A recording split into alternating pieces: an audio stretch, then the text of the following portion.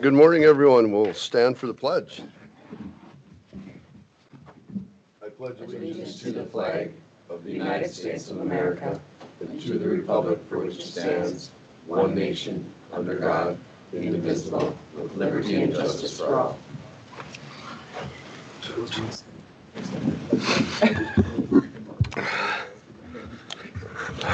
Oh, that's funny. All right, agenda. Do we have any corrections, changes, or adjustments to the agenda? Mr. Chair, under Highway number 2 capital request, the 2026 Chevrolet 3500 with the V plow, I would ask that that be removed. Yep. And for an addition, sorry, I can't speak today. Yep. Under County Administrator, adding number 5, Commissioner Nelson had asked that our assessor come and give an update on values since we're going to have our hearing next week. Okay. And Lee has agreed to do that. So if you just want to add, he'll just Yep. give just an update. Where will that be at? Number 5 under County Administrator. And that's all I have. Yep. And then we have the public hearing at 9:30, so we have a lot of stuff before that, so we might interrupt your report We may. several times. You may have to pause. Yeah. All right, do we have any other adjustments to the agenda? Okay, hearing none, I'll entertain a motion to approve the agenda. Motion by Phil, do we have a second? Second. Second by Barry, he's faster. A little older, I but actually faster. beat him. All right, any other discussion? Okay, all in favor signify by saying aye. Aye. Aye, motion carries. All right, minutes from November 18th meeting, are there any corrections to the minutes?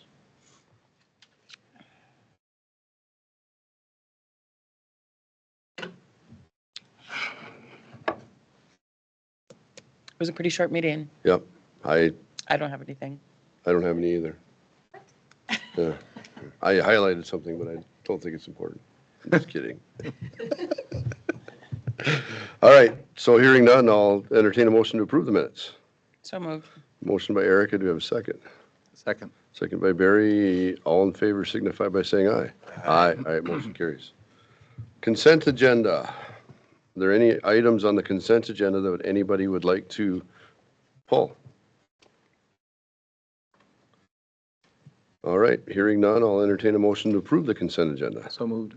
Motion by Barry, do we have a second? Second. Second by Erica, any more discussion? Okay, all in favor signify by saying aye. Aye. Aye. Motion carries. We're All right. a half hour ahead. I know. All right, commissioners, that might not last very long. Commissioners, open forum. Nate, is there anybody on the list? That's fine. You don't have. You don't have to sign, you can just state your name when you come up. Okay, then come up there. Yeah, right to the microphone. Just state your name and address. Joe Lawaji, 2208 Ann Street, West Fargo, North Dakota. Go ahead, yeah. Okay, so I'm here because we've got a lake place on Pickerel Lake by Cotton, which is the lake northeast of Detroit Lakes. And I'm a member of the Pickerel Lake Association. And it's come to my attention that there's a few people that are on the lake that are trying to do a surface water restriction on wake boats on the lake. And I just wanted to get out ahead of it and kind of give some reasons on why I object to it if they ever do bring this forward. So I've just got a couple points I want to run through, and then also some maps I printed out that I can give you guys just so you have them in your possession. The DNR currently has no restrictions, but recommends boats making a wake stay at least 200 feet from shore. There is a more extreme University of Minnesota study out there right now that these guys are basing some of their information off of, and it recommends wake boats operate in surf mode at depths greater than 20 feet and 500 or more feet from shore. Pickerel Lake has a very rocky shoreline, so erosion doesn't seem to be an issue there. And then I've attached maps of Pickerel Lake showing areas that actually meet that University of Minnesota study, which I can submit. But basically, to sum it up, there's roughly 1.1 miles that meet the area where we could operate a wake boat and be the 500 feet from shore, and also be in that depth of 20 feet or greater. And just want to make a couple notes. Wake surfing is a low-impact family activity that everybody gets to enjoy. The water kind of belongs to everybody. I don't feel people should be able to create surface water use restrictions.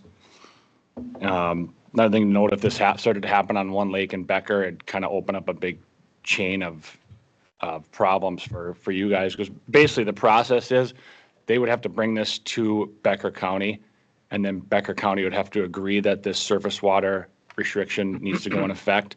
And then Becker County would have to work with the DNR to do this type of thing. So you guys are basically like a middle stepping stone for them to get there. And yeah, just one of the big questions that, who would be tasked with enforcement of it all? Would it be the sheriff? Would it be the DNR? And basically overall, we feel much more emphasis should be put on education and communication between people who use wake boats and everybody else on the lake, versus just trying to create a ban on them. I don't think it's a good idea, and I think it would cause a major storm of problems for all the area lakes. So,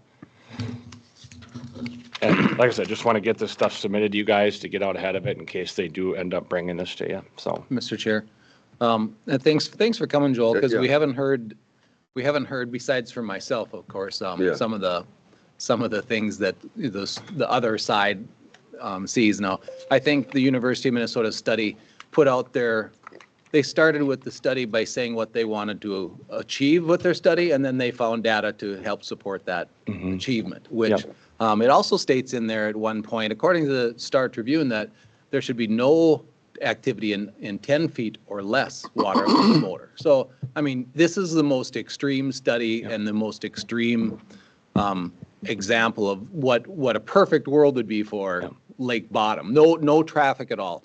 You probably also wouldn't want to have pontoons with the stands. What's the name of the stands that go up. sea legs? Yeah. You wouldn't want bass boats to have to go down and anchor in with their back. I mean, there's lots of things. And if anyone that wants to come and propose water quality issues, I want to ask them, what have you done for your lake? What are you doing on your shoreline to protect the lake and water quality? So those questions are what I would say. And most people just don't want someone else to do something that they don't want to do. I mean, so I think some of your points are well taken. I mean, when I've talked about this, I would support a greater distance from shore. I mean, if we should, as responsible users of the lake and that activity, be 300 feet from shore. Yep. Other than that, I mean, 20 feet of water, that's, I mean, any boat going through the water is creating a disturbance, no matter what. We've spent the 4th of July on Lake Sally.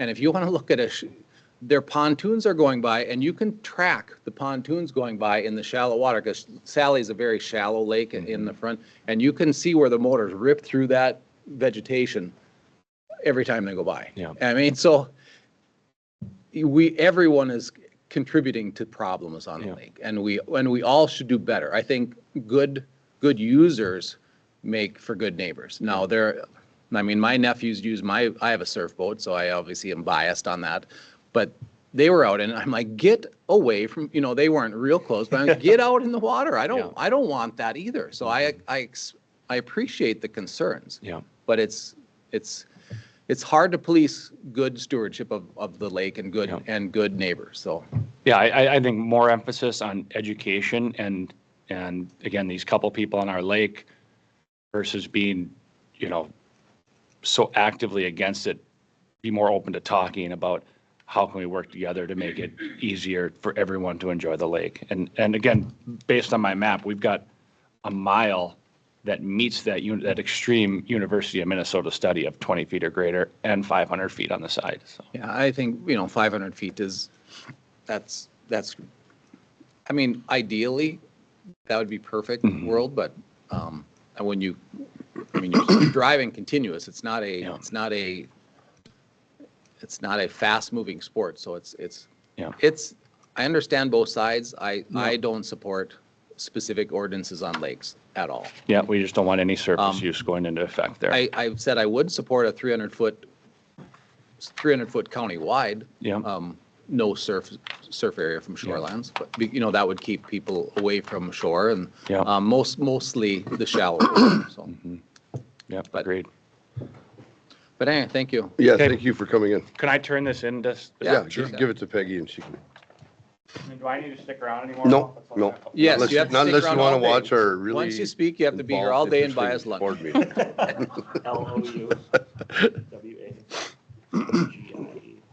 Okay, I have something I Thank you, guys. neglected. Thank you. I have an item in the consent agenda that I forgot about. Did you just say that?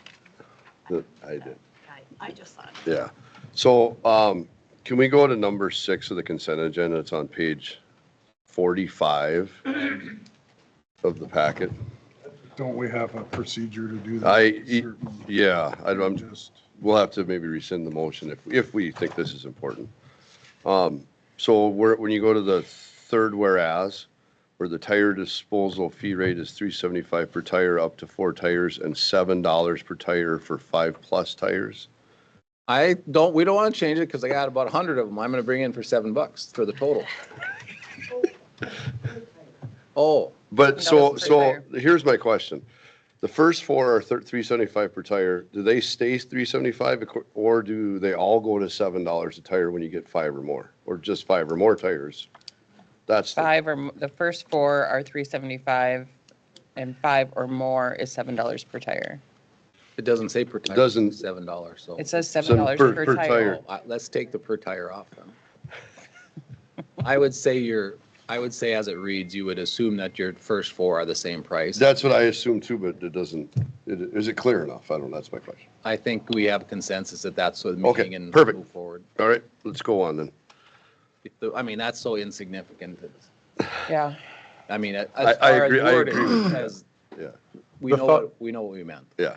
the thought was to keep a tire business. Oh, yeah, I know, yeah, Okay, exactly. so, okay. But I'm just saying that if someone brings in 5 tires, according to this, we could say, oh, we're gonna charge you $7 for per tire for all 5 of those tires now instead of $3.75 for the first 4. But Gotcha. I don't think we would do that, but.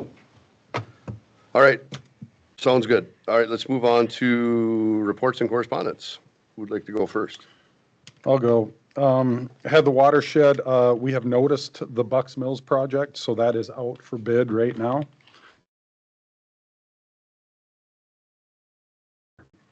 Still talking about more tonnage throughput, trying to get drier garbage to burn. Something of significance that came up, our ash storage facility, which is along Highway 10 between Perham and New York Mills, is going to be full October 2027. Why we didn't know about this before, I'm not sure. We're trying to use ash in road beds. We did get a grant, or Otter Tail County got a grant for an ash facility to store this stuff, to clean it up and store it. We're working on trying to get some additional land just west of the current facility to create another cell if need be. So we got a year lead time, but it's something we're working on and everybody should be aware of. Airport, we had a resignation. Can I say the name of the person? Mark Green decided to resign from the airports. We thank him for his. From the board? From the board, yep. So we're looking for new board members. I think we posted that, Carrie? Is this a city or a county appointment? Yeah, it's 3 and 2. I think this is still a county person to fill out the term till next September, I believe. But it's noticed right now. I think it is a county, if I remember right. It's a county appointee. Because the city has 2, the county has 3, and then we switch. Then the city has, yeah. What do you mean you switched? Then the city. 2 and 3 The city has 3 appointees and we have 2, so it goes back and forth. For appointees? for terms. So to get equal amount of appointments, So we you- alternate Correct. every other. Alternate. So everybody is, term is up at the same time? No. No. It's still staggered. Okay. If this was a contentious, I mean, it would, we had this discussion many years ago that how is this happening and what, and we don't have a long list of people wanting to be on boards in the airport. So there's just not it's just not something that we need to worry about. And what would happen is we don't have a limitation on terms, and the city does. And sometimes when they term out at the city, then they'll take that combined one. I mean, the knowledge on that, the years of service on that, on these type of boards is valuable. And I think it's, Mr. Chair, just for clarification, apparently we missed the posting, so we'll make sure that gets posted. and Okay, if this is a It mid-term, there might not could be the just same be- requirements for Right. posting. Yep, and we did talk about that, so. But I think if we can find a qualified candidate that, I mean, So or go the ahead and city can fulfill come the up with a term. recommendation, we certainly will listen to, hopefully there's more than one person interested in it. I did actually ask on our December 16th meeting, I did ask Mark Hagan, who's the chair, to come and answer some questions that anybody has about future projects and stuff, and what's happening, the good things happening out at the airport. So I did ask him to come to our next meeting, and I think he should be on the agenda to do that for our next meeting. Okay. Richard and I had a Zoom call with the Construction Demolition Regional Plan. Thank you, Richard, for coming on. We're talking about 9 counties. Richard brought up a lot of good points in that, mostly cost to the county, and not only cost, but, ownership. Who makes the decision? We want to make decisions for our county. We don't want to put that over to someone else. Is that Well, fair, Richard? And I that's, agree. so it's a shared deal and with other counties making decisions. For us, Yeah, and I don't, yeah. I'm failing to see the big benefit for us to take everybody else's demo. How does Becker County benefit? We do lose control the way they want to do it. And so I don't see the benefit of filling up our landfill with somebody else's demo. Yep, and I'd agree. So basically, we've got all the numbers, who has capacity in these 9 counties, and everyone's asking the same question, well, what's it going to cost? So the cost phase is, they need to work on this cost phase, what's it going to cost going forward? And just a point to consider is, the state's pushing these, and at some point, when we don't have capacity, then they're going to push us and say, well, we gave you the chance. So, I mean, just make sure we go in. I'm not saying we should do it. I'm just saying, Well, if Be you very open-minded. be careful, because we might be forced into it with, if funding comes available, then you look at it more closely. But one of the other things is they wanted to subsidize fuel and transportation. So we would pay the same as somebody from over in Wadena County or wherever so our rate would go up to dump in there to even out their transportation cost, which I don't like that either. Now that is true, but understand that we learned from Prairie Lakes that the closer people have an advantage and the further away people, there's some tension there because, we got to come from further. So there was some talk about trying to alleviate that. and if you need the volume, So basically, that's still in the works. These are the things we're talking about. Yeah.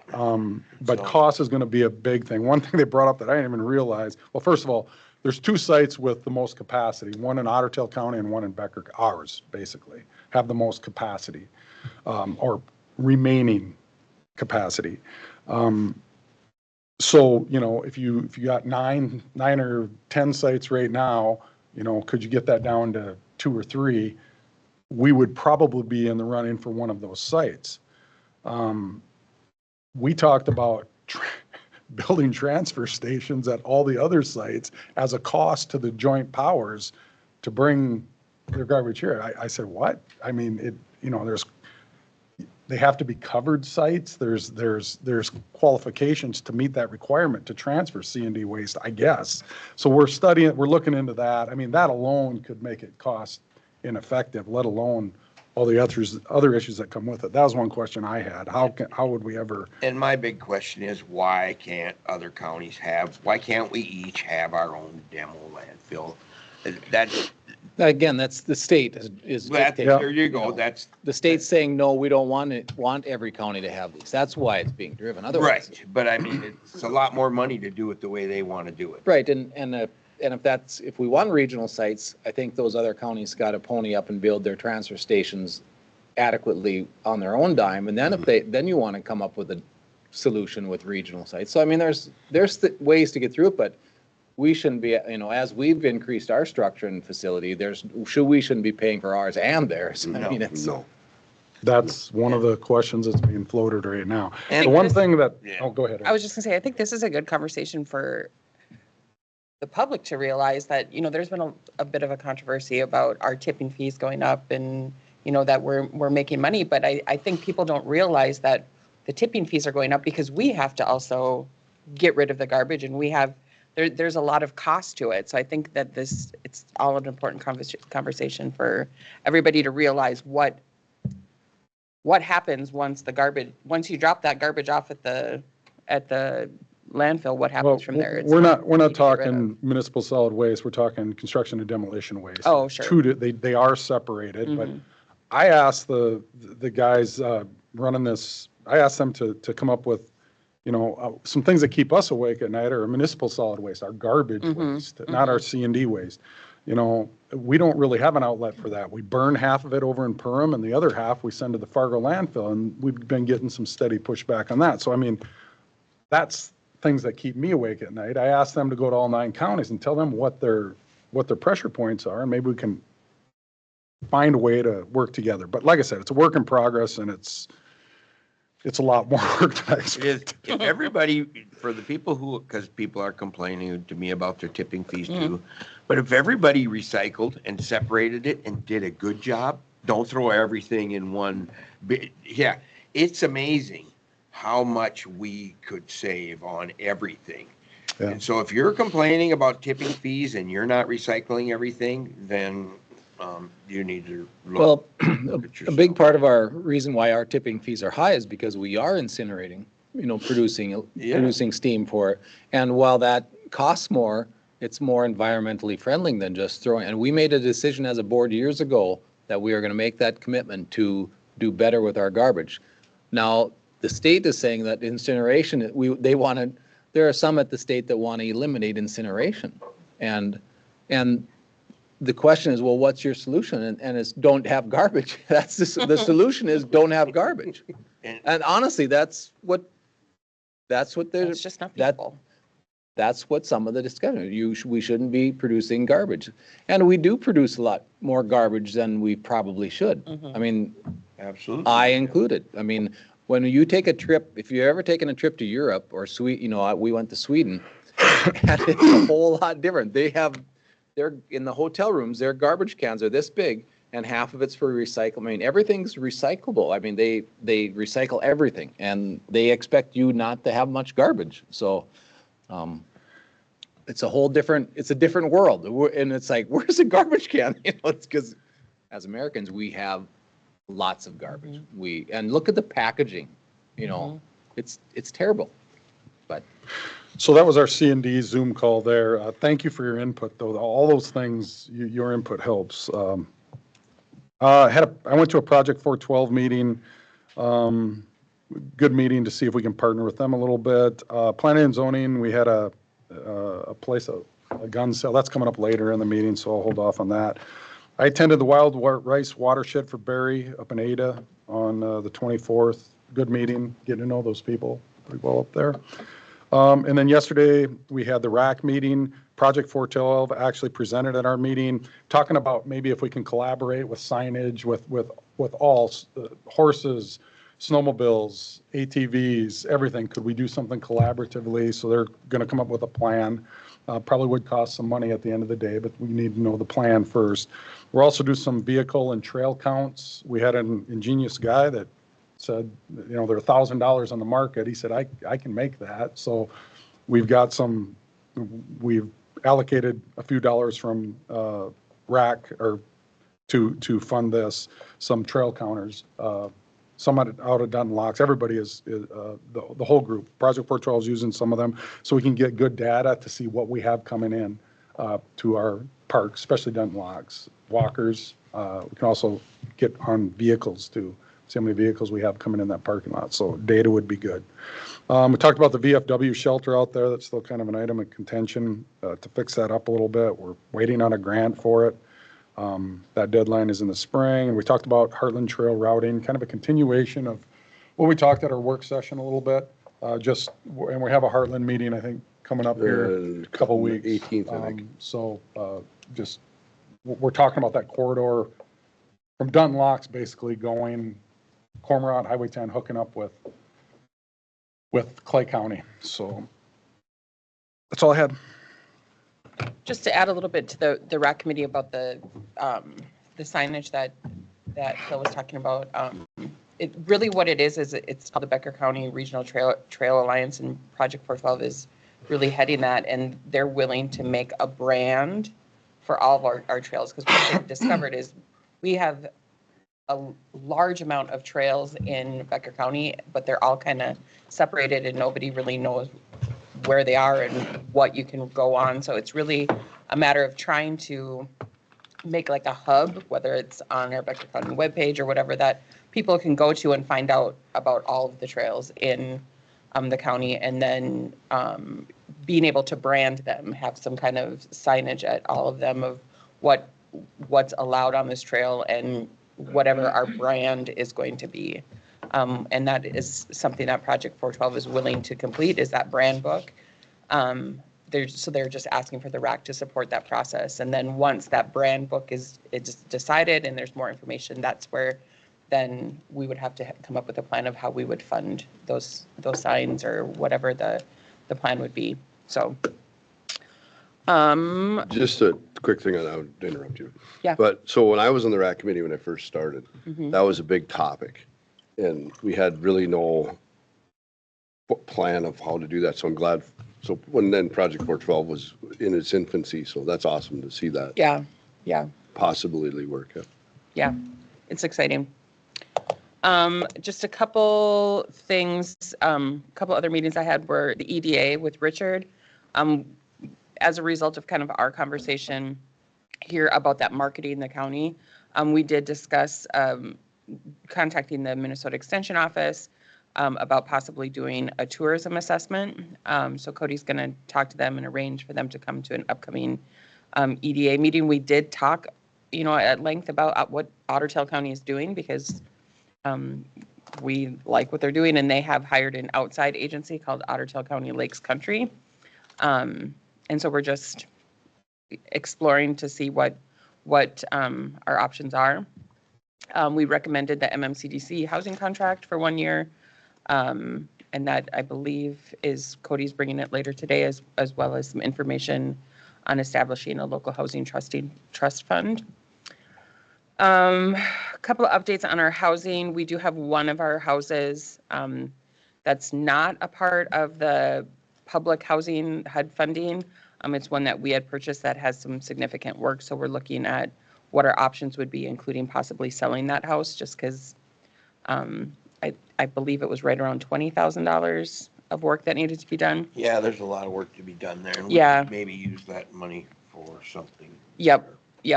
And then our housing choice vouchers, just an update on that. We have 206 applications on the waiting list. At this time, we will not be issuing anymore because we are out of funding. So we will receive additional funding annually, which I believe they said comes in January.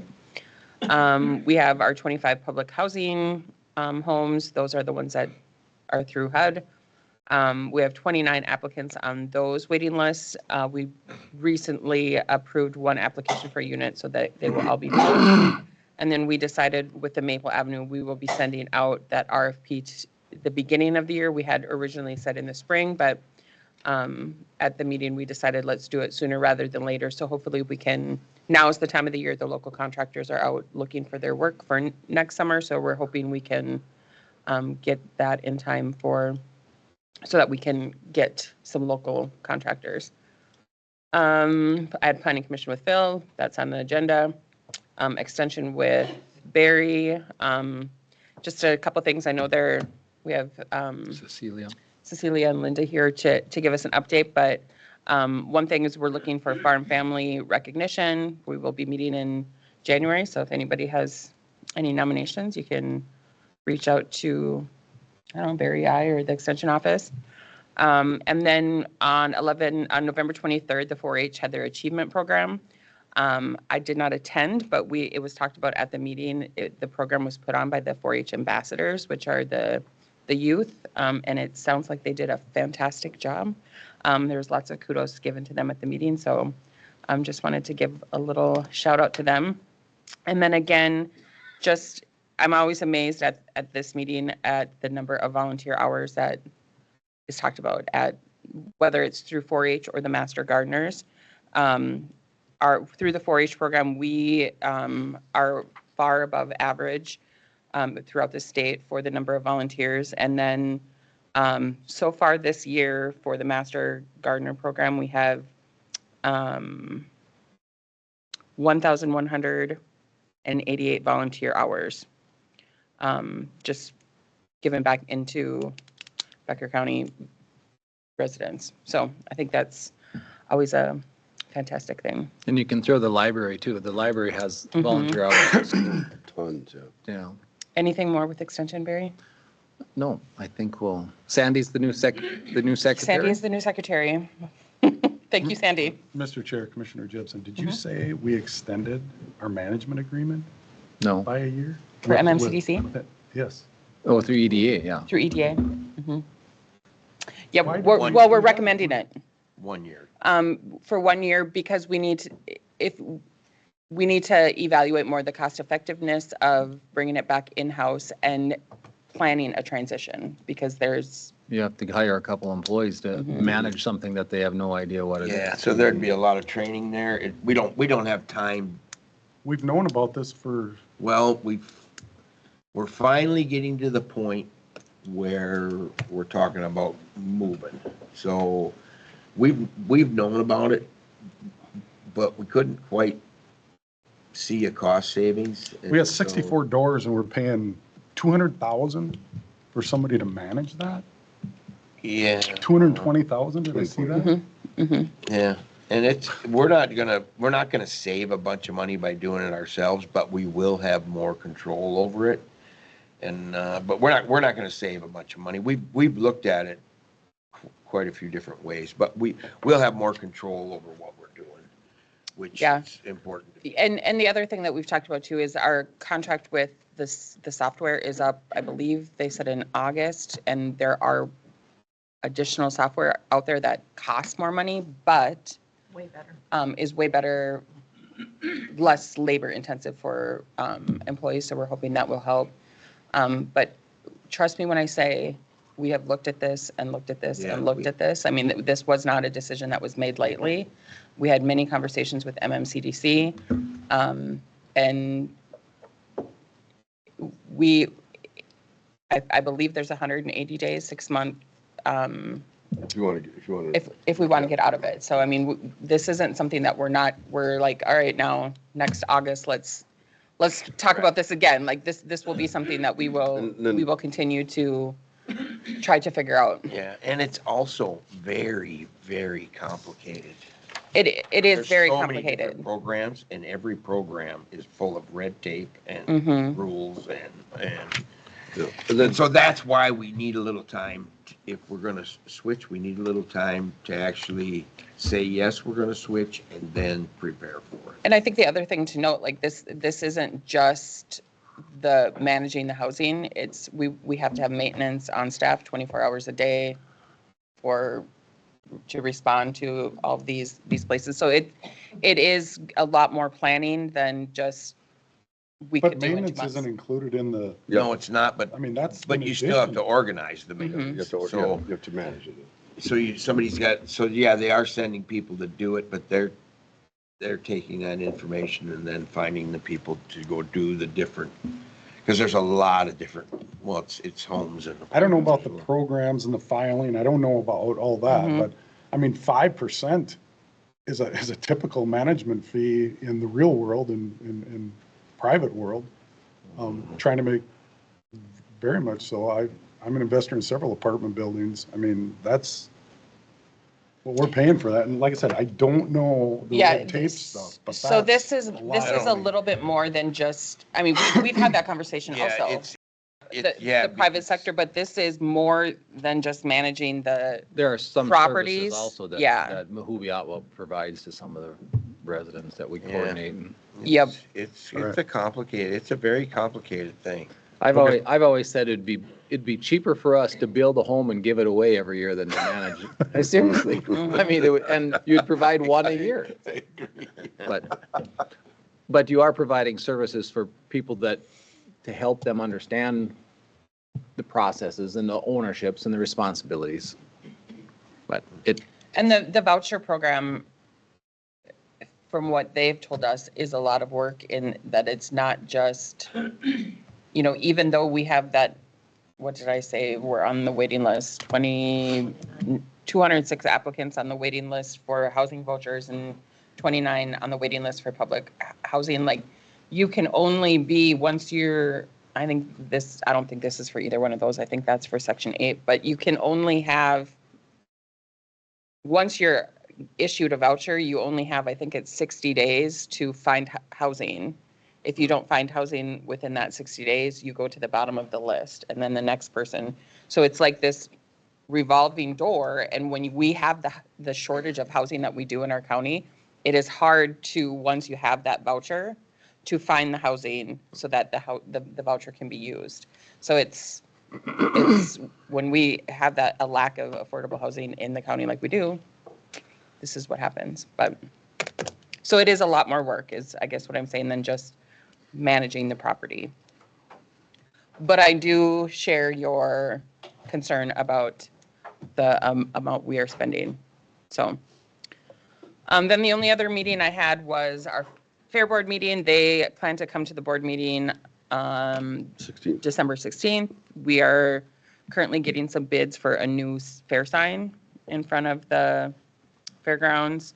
It has been decided the rodeo will be there again this year, Wednesday and Thursday. The rodeo, of course, would like to come Friday and Saturday, but that is the demo derby, and the demo derby is the big money maker for the fair. So we will try Wednesday, Thursday again this year.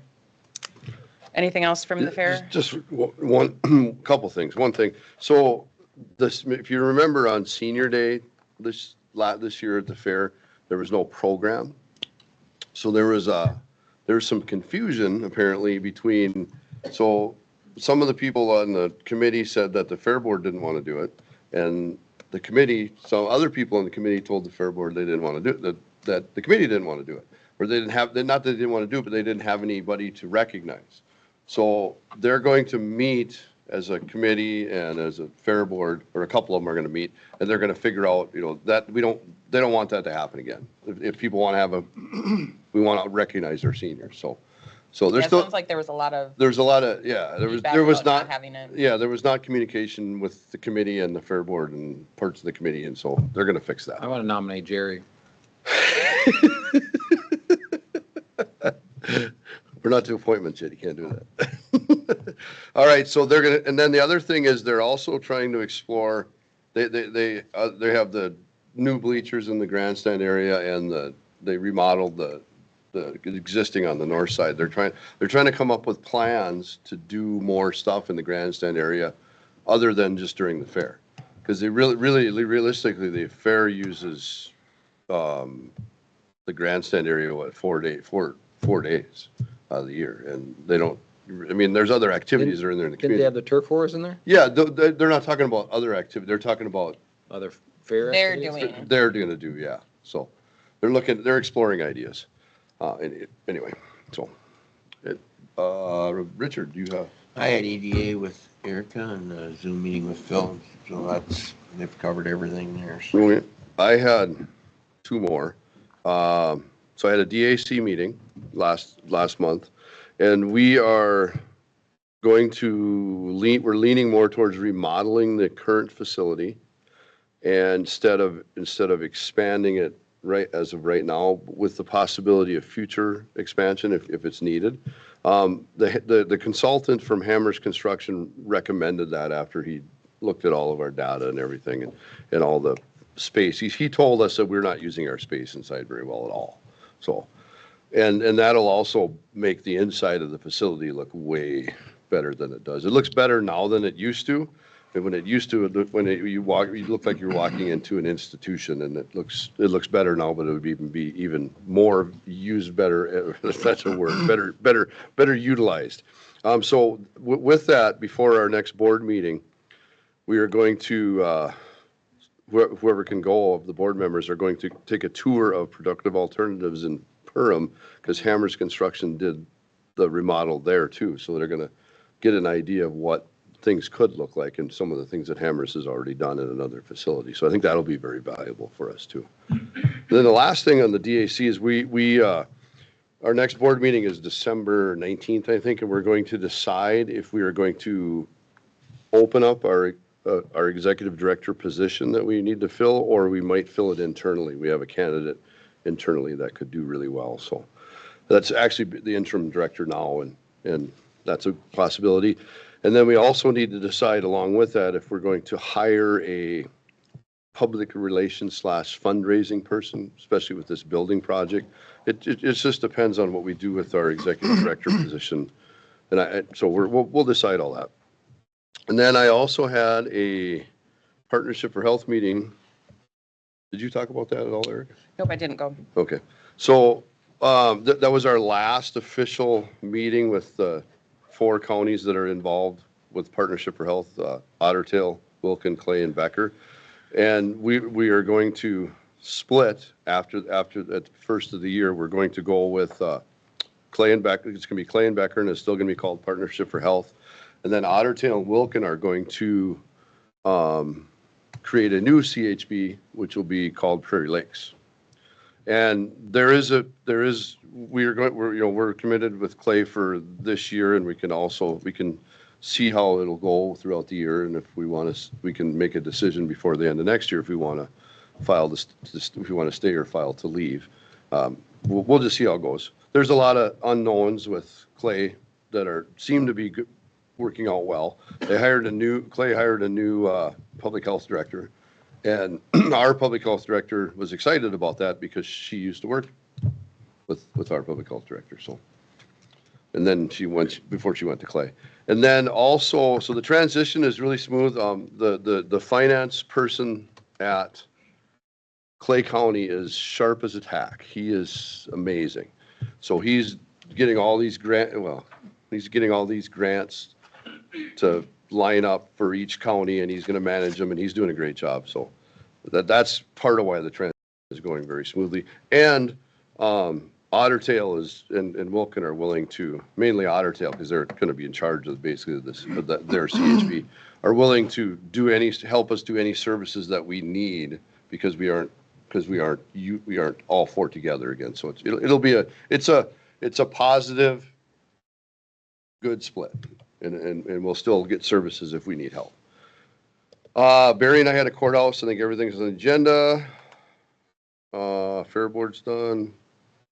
We did go to the township. I think Commissioner Hanson and I went to the township meeting, and Commissioner Barberg met my brother too. Well, that's right. Dave does have a brother. I do have a brother. He's a little smarter than I am, so that's good. So anyway, there was a large discussion on paid family leave.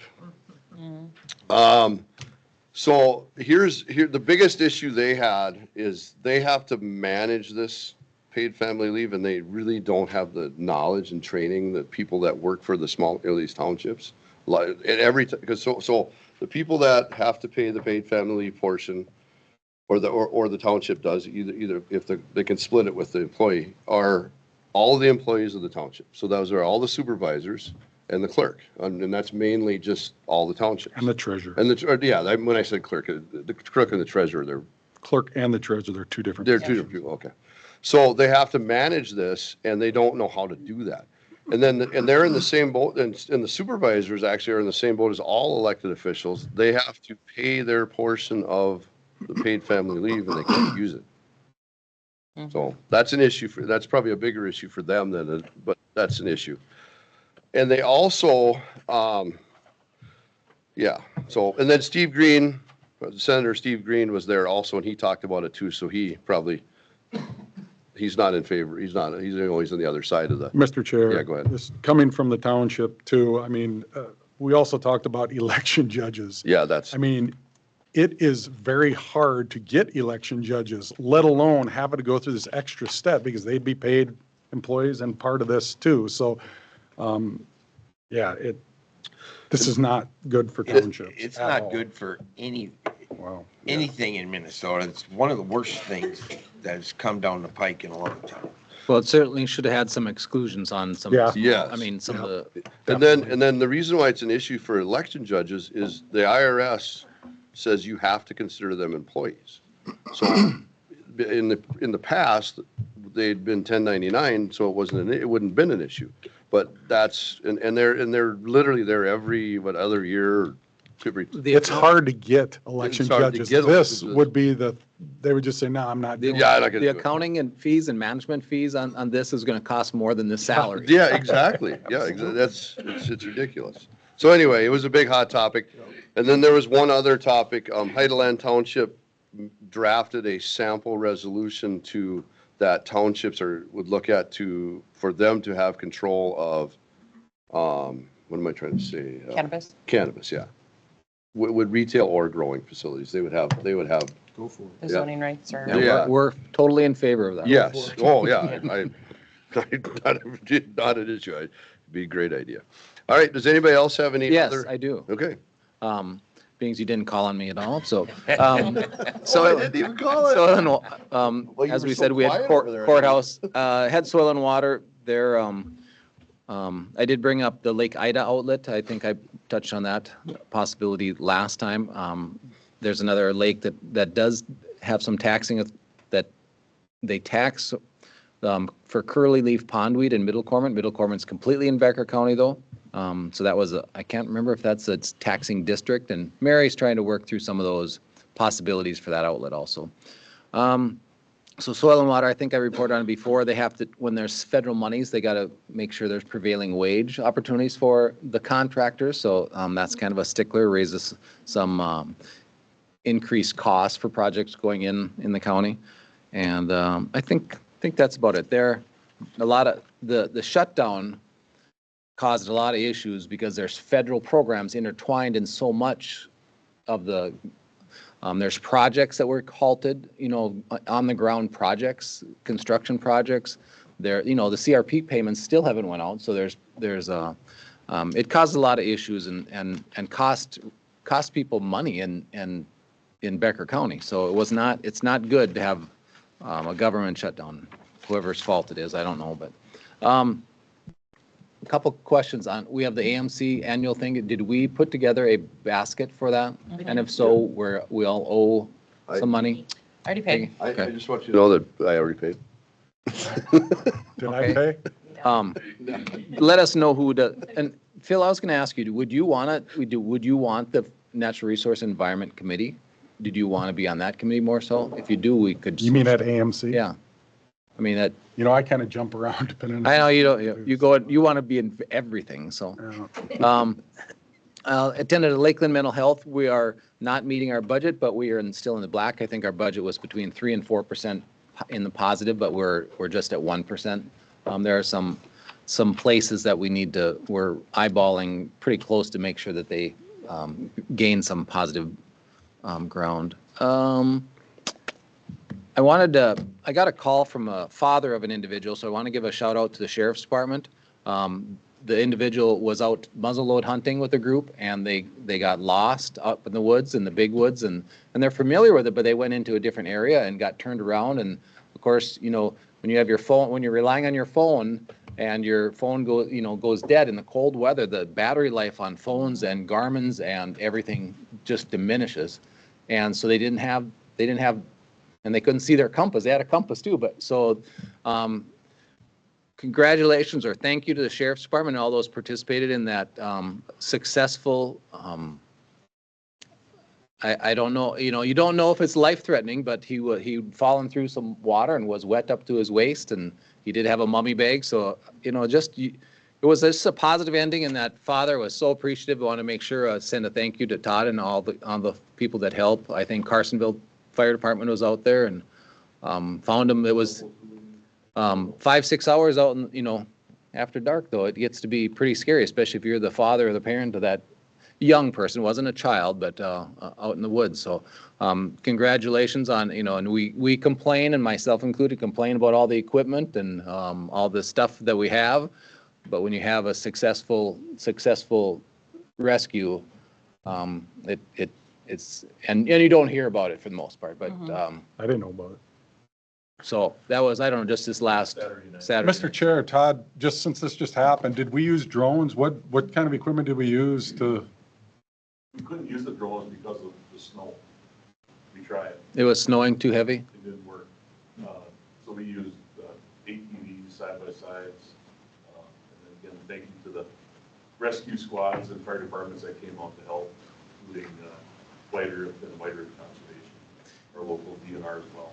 You know, and in the woods, and Jerry probably has been out in the woods, and especially when it's snowing and snow, sounds are muffled. You don't hear, I mean, he was shooting, you know, no shots, like, he was shooting, but nobody could hear shots, nobody could hear hollers, nobody could hear people. So, I mean, it is, you know, and people don't think, well, we're in Minnesota. Well, you know, you get up in those big woods and you don't have, you know, there's lots of disadvantages up there. So it's miles and miles till you can hit roads, so. Mr. Chair, Commissioner Nelson, I mean, I didn't know about this. Todd, I mean, I do see some articles and papers and stuff, but I didn't know about this. I mean, please bring these items to our attention when they happen. I mean, whether it's in the hallway or here, because, you know, it helps for decision-making down the road. Let's just put it that way. Oh, he'll let us know, don't worry. If we try to Well, I'm cut asking, something. I'm But I asking. mean, it is a, and there was a couple guys that were tracking him, following in footprints because they were trying to, you know, and so they were, but reminder out in the woods, go in prepared. I mean, and he was prepared, but it still is a traumatic experience for those involved. I think that was it.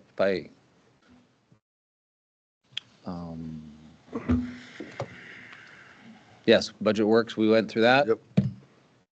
Does anybody else have any, Extension was going to present today, Yep. so thank you. anybody else have any more reports of correspondence? All right.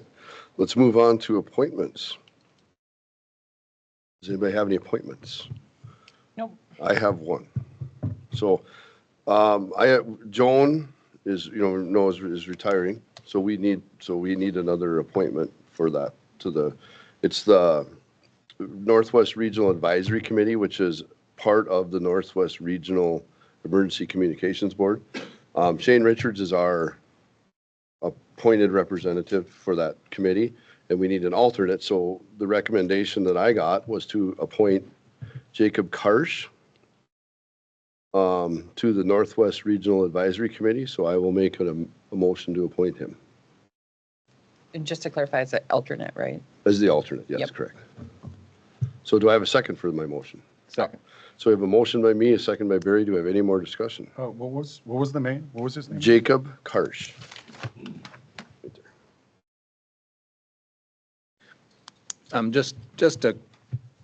It would be nice to get a little bit more, you know, prior to or in the packet or something. Just Yeah, I just found out yesterday. Yeah, So, yeah. but Yeah. Well, and I think when available, he is, this is in-house. Yeah, It's in-house, in-house, yes, yeah. correct, yeah.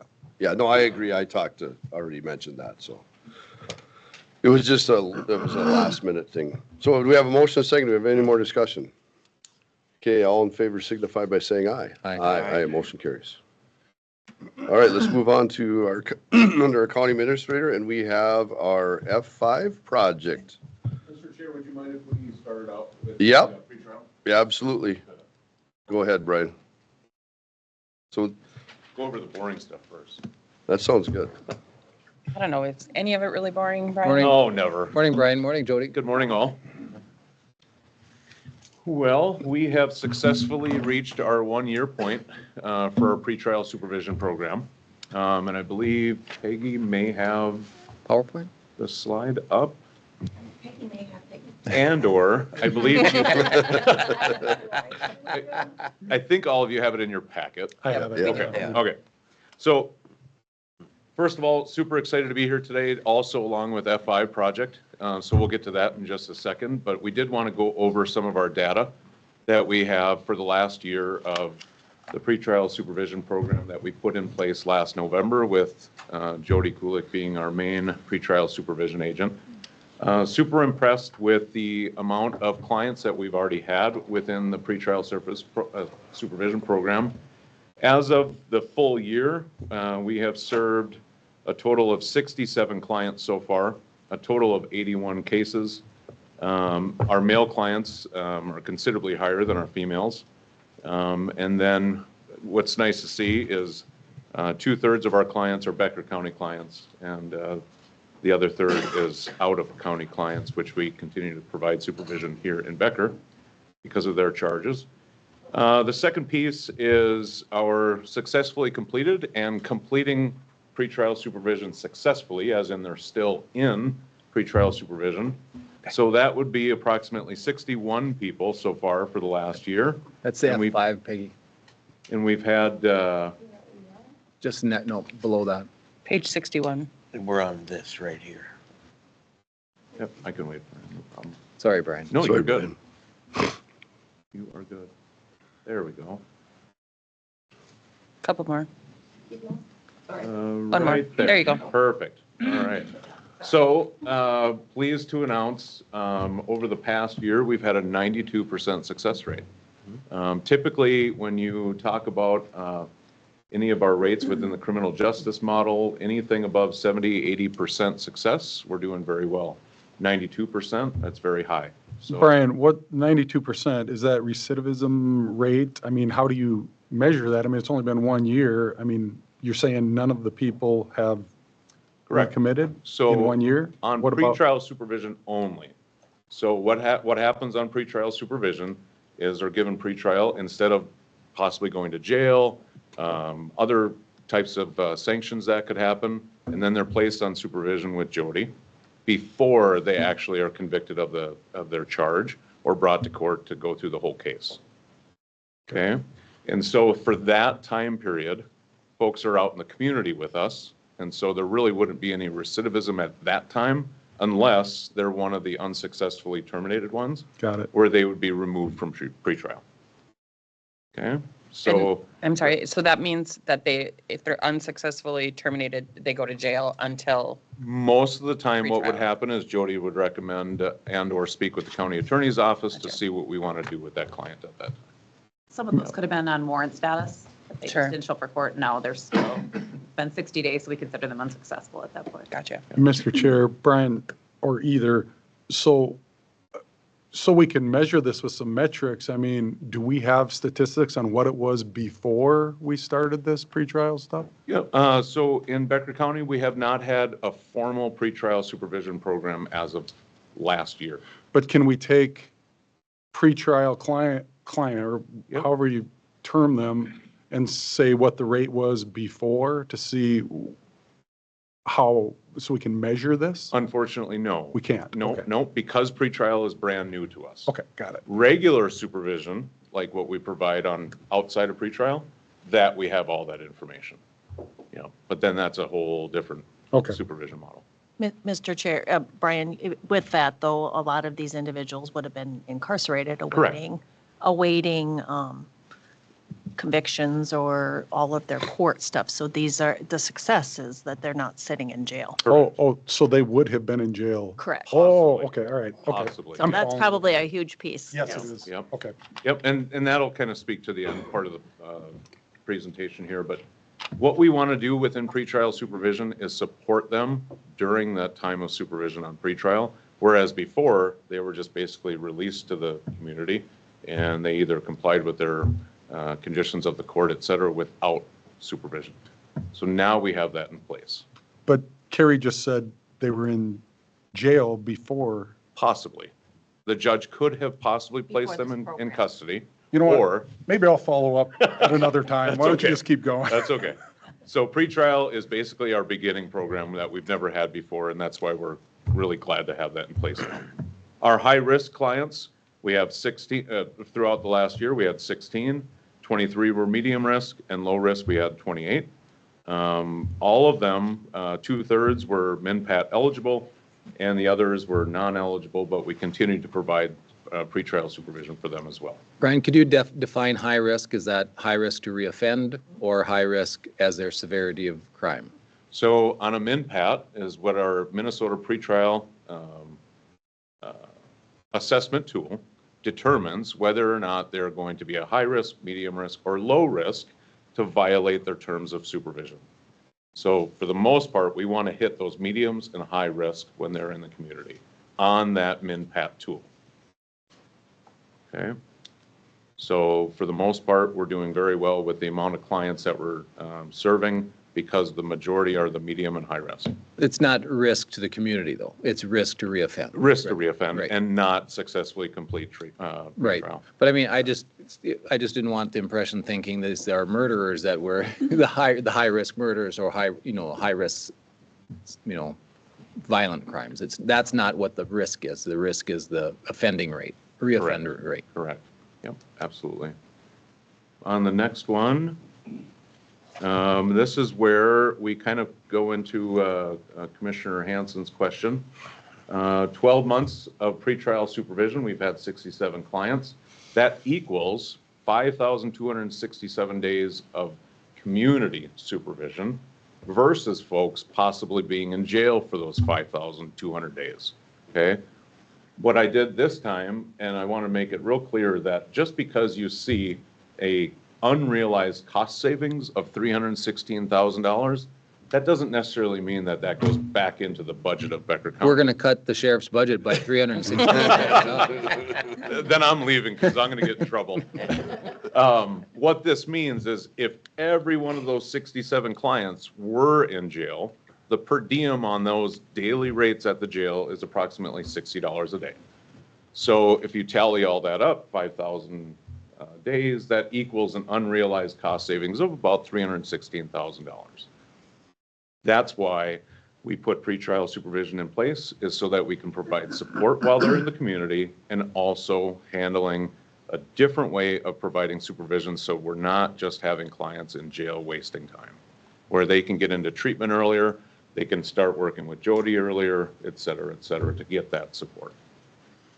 I think the big thing too is try to keep these people, members of your community, successful in, hopefully in their jobs. And I mean, because that's the key. I mean, hopefully they just made a mistake and we can get them back on the right track and keep their job status. And just to clarify, like typically they wouldn't have your services until they've been convicted. Correct. So I mean, this is really kind of allowing you guys to provide those services prior to it being required under a conviction. Correct. Right. And So going back to the page before this, talks about programming. So of those 67, 12 of those people, while they were out, went to outpatient treatment or started. 8 of them went to inpatient treatment. They wouldn't have had that opportunity had they been sitting in jail. So, and that's all voluntary piece of the pretrial supervision. It's good for them. They can, when they do this and they're successful in some of these programs before they get to the judge for sentencing, then they say, this is what we've done. We are hopefully sincere and serious about getting, back in the right state of mind. The other piece that's important to notice and to know, and like we've said before, is we have absorbed, I think it's important for the county commissioners to know, we've absorbed pretrial supervision within our department at no cost to Becker County. Whereas you will have some other counties where they will have a full department dedicated to pretrial supervision, depending on the size of the county. You take, for instance, like Hennepin and Ramsey. I mean, they have a full pretrial supervision department just because of the amount of clients that they serve. Whereas here, we were strategic in ways where we divided up some casework, et cetera, and we're able to make it work within our model as it is. So the last slide here, again, this is similar to what we went through the last time. All the things of success, keeping folks in the community, monitoring compliance, reduction in failures to appear is very, very important to us. That's probably one of the biggest indicators of success of pretrial is if we continue to have clients come forward to the court instead of missing court or failing to appear, it does engage that client even further. Reduction of unnecessary jail stays, realizing meaningful cost savings, and supporting safety with early access to treatment. So we had the initial launch last November. We came before the board 6 months ago, and now we are here just to give you a year's full of data to show you how things have been going within pretrial. And then our next one for pretrial will be here a year from now to just give you the kind of full gamut of what this has looked like for a 2-year process. So any questions from the board at all? Just kudos. Awesome, Good awesome. work. Thank you guys. Thank you very much. You guys doing awesome. But Jody does awesome, probably better than Brian. She is better than me, let's be honest. I'll pay you later. Yeah. So without anything further on pretrial, I am very, very pleased to bring forward our F5 project and their staff. We have co-founder and CEO Adam Martin here with us today. They're going to walk us through and introduce themselves, all the way from Adam and to our peer coordinators and peer support staff that we have, or they have hired. And they are working with us in our local probation office down on Minnesota, across from Dental Associates there. So they are with us every single day, and it's been nothing but amazing the work that they are doing. So if I could have Adam and Scott and you two come up, and then we'll have the others introduce themselves. That would be great.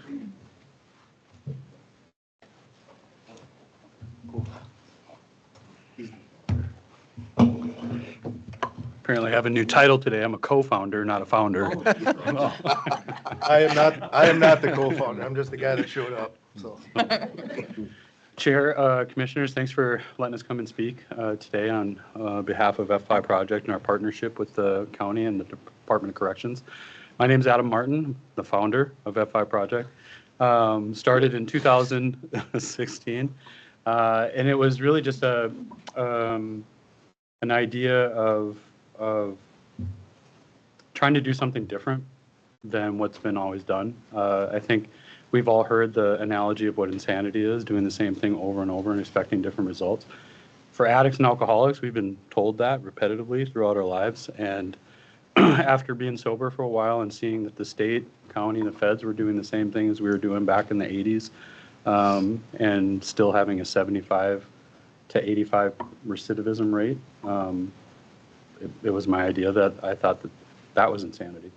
And so I didn't know if I could do anything better, but the best thing to do is to be in the environment. And I started going to the jails and talking to the guys.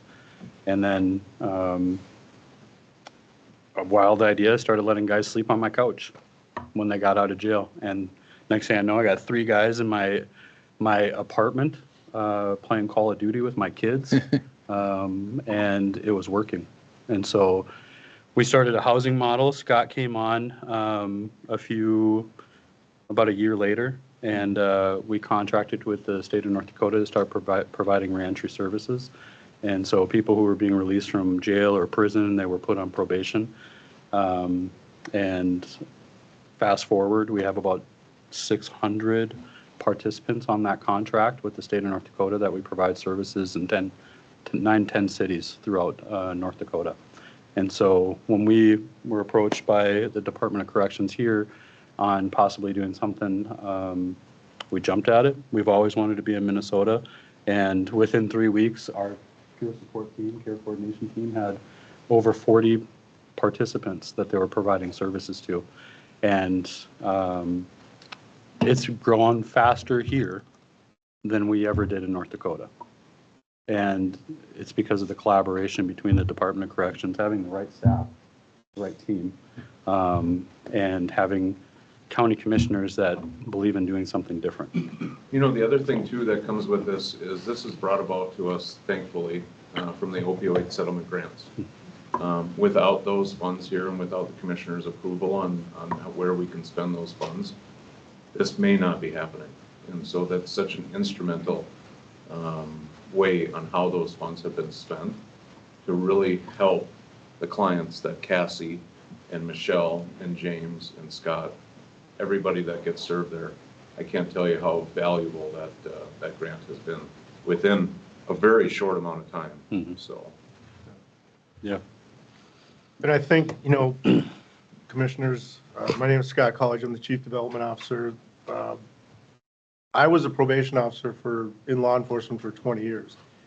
And as was talked about earlier, back in the 80s and 90s, it was cuff them and stuff them. We didn't do anything. We weren't doing a lot to make those changes, and we were expecting people to change inside the prisons. It wasn't happening. So, you know, when I had been in Michigan and they were doing something similar to this, and we brought this idea back, and when I brought it up, we had a meeting with Brian and Judge Lawson, and we made this suggestion. I had thought for sure we were going to have to jump through a bunch of hoops, you know, to make something like that happen, because even in North Dakota, you know, when we started the Free Through Recovery program in 2018, there was a lot of resistance from even the Department of Corrections. Like, this isn't going to work.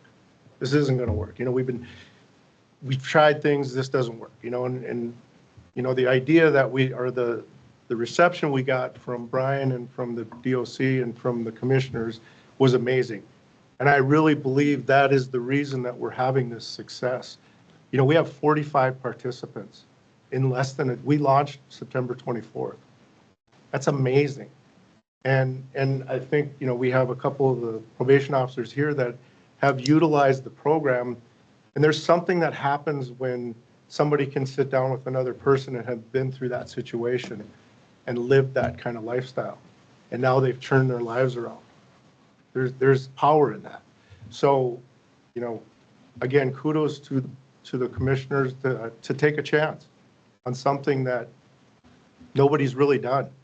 And this is something that I've thought of, or, you know, even in North Dakota, we tried to do it, and they're doing it now, but they're going to have that person as a Department of Corrections employee, which I still don't think that's going to have the impact that we're having as a third-party entity coming in and saying, here's what we can do for you. So Do we have time for a quick story?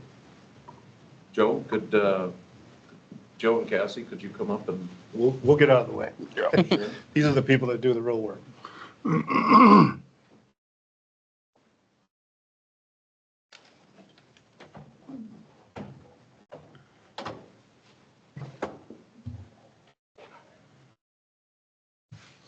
Good morning, Commissioners. My name is Joe Peterson. I'm one of the probation officers here in the DOC office. I can't say how really I can't do justice to the impact that this program has had so far, because connections matter.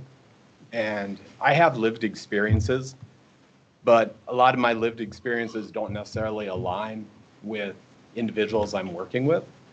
I've done my best to try and treat people the way I would want to be treated, but yet connections matter.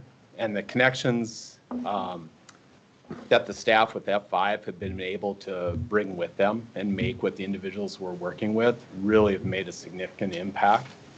One of the instances I had a gal that I'd been working with, and she'd been struggling with addiction for some time. Been through a number of treatment programs, been in custody different times. The last time, as a result of a violation, a judge had ordered her to spend 6 months in jail for dirty UAs, for using. She comes out and struggles again, and I tried to offer her support, and which we did, and more treatment programming, but yet there was something just missing that I didn't necessarily pick up with or could see. And so when the F5 program started, I had been talking with this young lady about earlier this summer about, hey, F5 is coming. I think it would be a good fit for you because I think it would be something that would be supportive and can make a connection with you. So we were waiting and trying to get her to that point, which we finally did, although she continued to struggle. And I felt I was kind of stuck in a mindset, I guess, so to speak, that when we finally had F5 on board and I'd done a referral to the program and she came in on that day to meet with them, she still had been struggling. And I was stuck in kind of a mindset that, well, I have to do my job. I have to hold her accountable. I'm going to have to return her to the district court. She's going to have to face consequences. And at that point, the likelihood was that she was going to be going to prison in Shakopee. And really, when she came in and sat down with Cassie and James, and they kind of shared their lived experiences with her, and all of a sudden she opened up and started talking about things that I hadn't known about. And all of a sudden, some pieces to the puzzle started falling into place, and it was really kind of a light bulb moment for me thinking that the only way I do my job is about holding people accountable was really, for me, doing my job is about promoting and providing opportunity for change. I mean, that accountability is always there, and we do that. But like Scott talked about, the cuff 'em and stuff 'em kind of mentality is something that is still there and it's needed at times. But by and large, just the mindset and the shift to, look, doing my job means just that, about providing opportunity for change. And that young lady was able to connect with the F5, with their peer support with Cassie, and she is doing amazingly well right now. She went to another treatment program where she has grown. She's opened up more about things that we didn't know about, and she is just blossoming. And to think that this is somebody that really potentially was very close to just being sent to state custody, and the taxpayers are spending money on to house, but now she's been able to make that connection. And like I said, I think the connections are what matters. I mean, it's interesting to find out that we, as in the probation system, and myself as supervisor and my agents, we don't necessarily have time to go take a walk with our clients, right? There's those relationships and those boundaries of being personable or being personal. Whereas when F5 comes in and Cassie tells me that she simply took a walk with somebody the other day, that little thing right there builds that relationship within our department so that they feel safe coming into our office. It builds that relationship with F5 for that peer support model. But those tiny little things that weren't offered before, because we just simply can't do those things because of time. Guys, this has been an amazing journey so far. And it's only been since September. And there's already been 45 people that have interest and have been referred to the program. When Joe came and shared this story with me, I was on the fence as to what to do. And he said to me, well, what if we use Cassie? And I said, do it. Let's go. Let's see how this works. That gal is not in prison. She's doing well because of the efforts of Cassie and everything that program offers. So I wanted to give you guys a glimpse into what we go through on a daily basis with F5 now that it's put into play, and just talk so highly of the work that's been going on, and really saving the supports for Becker County and everything that we're doing for resources. Thank you for coming and sharing. I'm a huge proponent of trying something different, because if what you're doing over and over again isn't working, it is time to find something different. And I am a true believer that whether you're an adult or a child, you need that one person to believe in you. So thank you for being that one person for these people that really, in many ways, the world has given up on. So thank you. I think one of the reasons why we have success here, why this taken off, is Brian and his staff in the office. I mean, you can't replace good people, and fortunately, I think F5 brings that much more to what we can offer here. But kudos to Brian and staff for bringing this, for moving this direction, and then the monies, obviously, with the opioid settlements, has been a blessing in disguise. I mean, the opioid problem is the problem, and but the funds here hopefully can help get those people that were actually the ones that were targeted, or maybe not targeted, but that it affected. So hopefully they can get back on the right path. So thank you for what you do. Mr. Chair, Adam or anyone, okay, you said you have 45 participants that are interested. What would be happening with 45 of the participants if this program wasn't here? Adam, Scott, you want to take that one? It's a good question.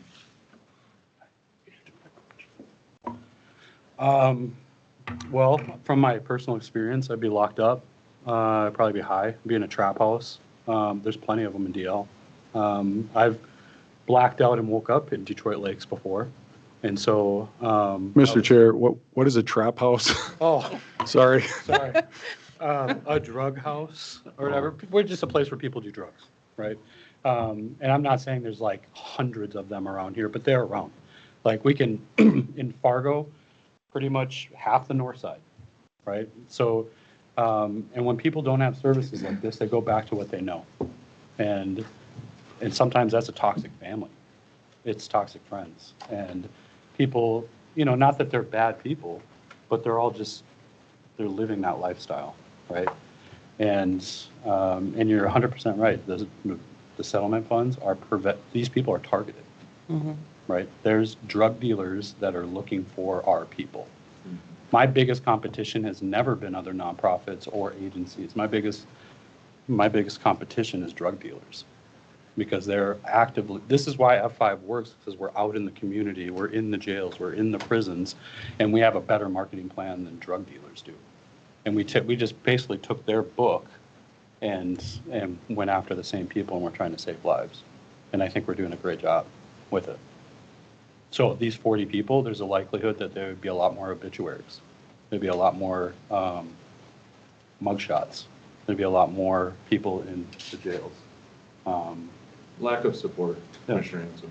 Complete lack of support. And I think the mentality is, I mean, for me, is that every time we meet with someone, I see a future CEO of F5 when they're just getting out of detox, right? And I think that's what sets us apart, is that we're not just there to hold people accountable. And I mean, think of it this way. If a person comes through our program and they get better and they do awesome, right? Or a person comes through jail, like are we upset they're not being punished, or are we upset that there's less victims, right? Like, so I think that our play creates less victims, more public safety, more recovery. And so the only reason someone wouldn't want to support that is because they just want to punish people. You know what I mean? And so it really comes down to a worldview. Do you believe people truly can change? And from me, being in a 5-point restraint chair with a mask, sitting in a jail full of, urine and puke, just got tased and maced by the law enforcement in the jail lobby, 15 years ago, to being the CEO of F5, I believe every single person that comes through our program has the capability of being the same. So, Mr. Chair, I mean, what I'm gathering is this, your secret sauce then is, hey, I've been there, done that. Yes. That's what they term lived experience. Yeah. And it changes the addict's life, but it really changes the family of this person.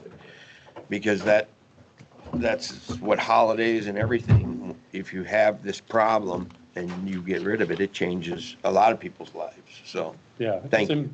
In my opinion, that the formerly incarcerated or the justice impacted individual, the felon, right, is the single point of connection to basically every agency in town. Because they usually have kids that are going through, the foster care system, or there's a child protective case order, there's child support orders, they have fines to pay, that, you know what I mean? In every direction, there's someone connected to them. So I think, from an economy impact, this is the single person that will impact the entire economy in one shot. Well, we are very thankful for you to be here. Yep. I worked in child protection for about 12 years, and I wish we would have had this program when I worked here, because I think it would have made me a better social worker to have a resource to provide the parents that I worked with. So thank you for being here. Mr. Chair, if I may, just Yes. one more thing. Yes, please. We also, at the same time, very thankful of Carrie and her idea to bring about the Better Futures model for our clients to be able to work through Better Futures over at the landfill. And we are pleased to announce that I think we have 3 full-time workers through Better Futures at the mattress recycling program through Steve and Alex. And so that is, again, another thing that's been going really well. So thank you to Carrie for the support of F5 and Better Futures. So a lot of really, really good stuff is going on right now. So Well, thank you, Brian. No, For, yeah. I mean, You guys are doing, I went to the meeting at the police department when you guys first came, and I was impressed, and I was hoping this is going to be awesome, and obviously it is. So thank you very much. Yeah. Mr. Chair, too, Brian, just to echo what everyone has said, change is hard. And for you to say, hey, let's give it a whirl and try. I mean, I never got any feedback. Oh, wow, I'm a little worried. It's more work. It's whatever. So thanks for absolutely. trying something new. Thank you, Commissioner. Yep. Appreciate you all. Could I address the commissioners? I just want to let you know too that, what you guys are doing here and what you've done, I believe, Adam and I have talked about this a lot, that we are going to be bigger in Minnesota than we are in North Dakota.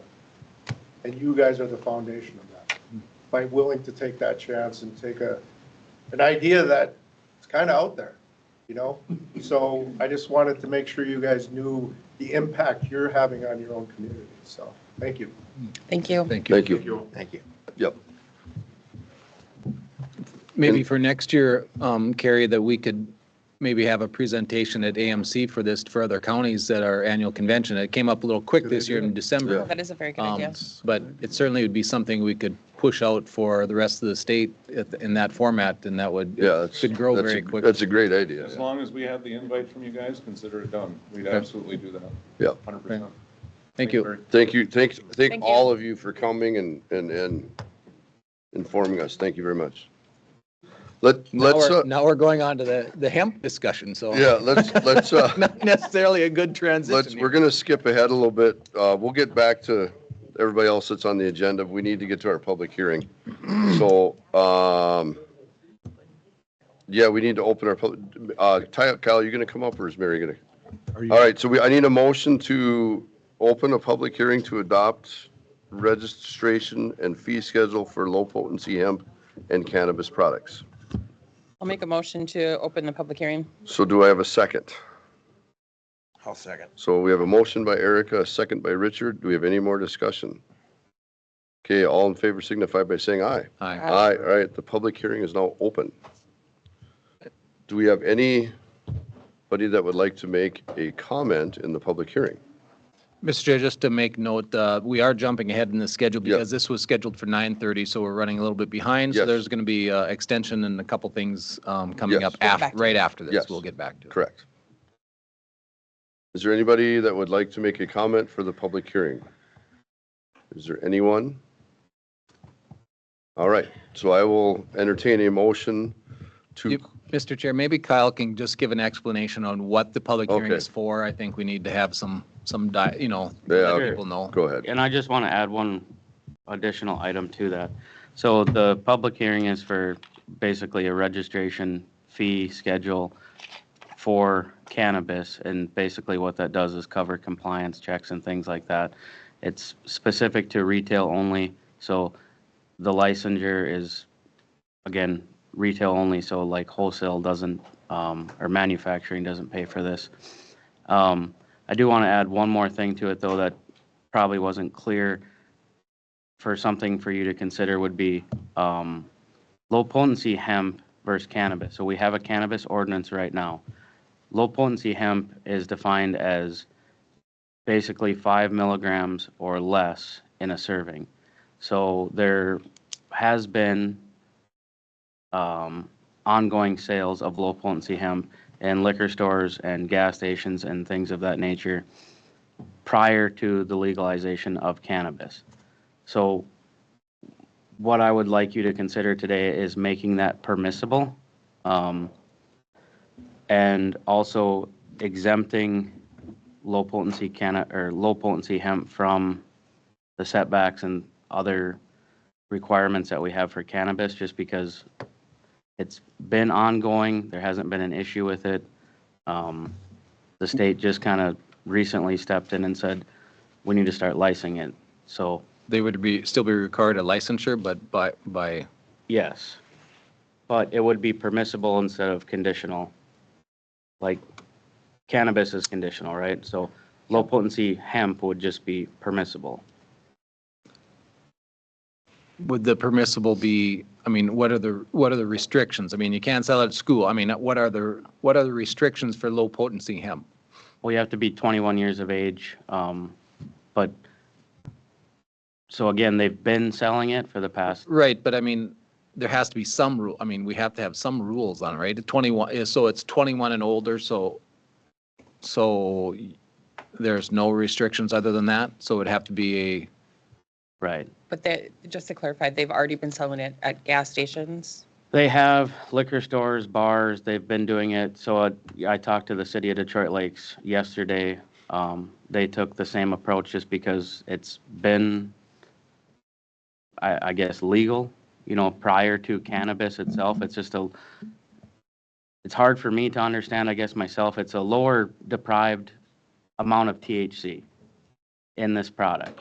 And it's been on store shelves for years. The state just recently came in and said, you need to apply for this licensure in the month or prior to October 2025. There were some businesses that didn't follow that. They ended up having their product removed from their shelves. So we started having this discussion of what we have to do basically to regulate it. And again, so talking with, the city and other people, it's like, well, it's been on shelves for years. And yeah, I know, I saw it years ago, low potency anyway. So I'm just trying to get, so does it have to be behind the counter? yes. Okay, so I mean, there are some rules that should apply to this, and that's why we'll do compliance checks on them, but it's permissible, but with the rules that it's got to be 21 and older, behind the counter. I mean, there has Right. to So be. like in a liquor store, obviously, Well, that's 21 already. So right. It's going to be on a shelf, but like going into, I'm just wondering, a gas station shouldn't have it out at the end cap and someone can grab it. no, I don't believe they do. It's got to be Mr. like cigarettes, behind Right. the counter. I was just going to say, I think it's very similar to tobacco Yeah. sales and the rules around that. So I'm agree with everything you're saying, Kyle. My only question, and I guess this would probably be towards Carrie, is our public hearing is only to adopt registration and fee schedule. So Can we make a recommendation to make it permissible under this public hearing? I noticed it that way in the paper, That that making it would be an permissible. amendment to, Okay, or for consideration. okay. When it's under for consideration, you have some options. Your agenda item is a little specific, but the way I noticed it was more vague. Okay, Okay, just Okay. making sure. Yep. So does anyone else in the Anybody- public have any comment on that? yeah. Roger, I see that is here for the townships. I'm just here for a bit, other than, like I said earlier, we did the resolutions except for a couple, and pretty much most of the townships are relying on what the county can do for us, law enforcement. And whatever your regulation and fees, we'll go with it. Okay, Thanks, Roger. thanks, Roger. Anybody else have any public comment all right, so then we need to close the hearing before we go through the fee schedule or the resolution. Later on. But, yeah, so I'll entertain a motion to close the public hearing. So moved. So we got a motion by Barry, do we have a second? Second. Second by Erica, any more discussion? Okay, all in favor signify by saying aye. Aye. Aye, motion carries. Question, do we want to go right into the cannabis license fees? Or do we want to go back to extension and then come through? We may as well do the cannabis Okay, all right, and then come back to zoning stuff Okay. later. all right, sounds good. So. I noticed that the renewal was more expensive Yeah, than that the was initial. my question. Is that how it was supposed to be? Here comes Mary. She'll explain it. The renewal annually was 1,000 and the initial was 500. Yeah, Okay, that's for the regular cannabis, for the low potency hemp and everything that we're talking about.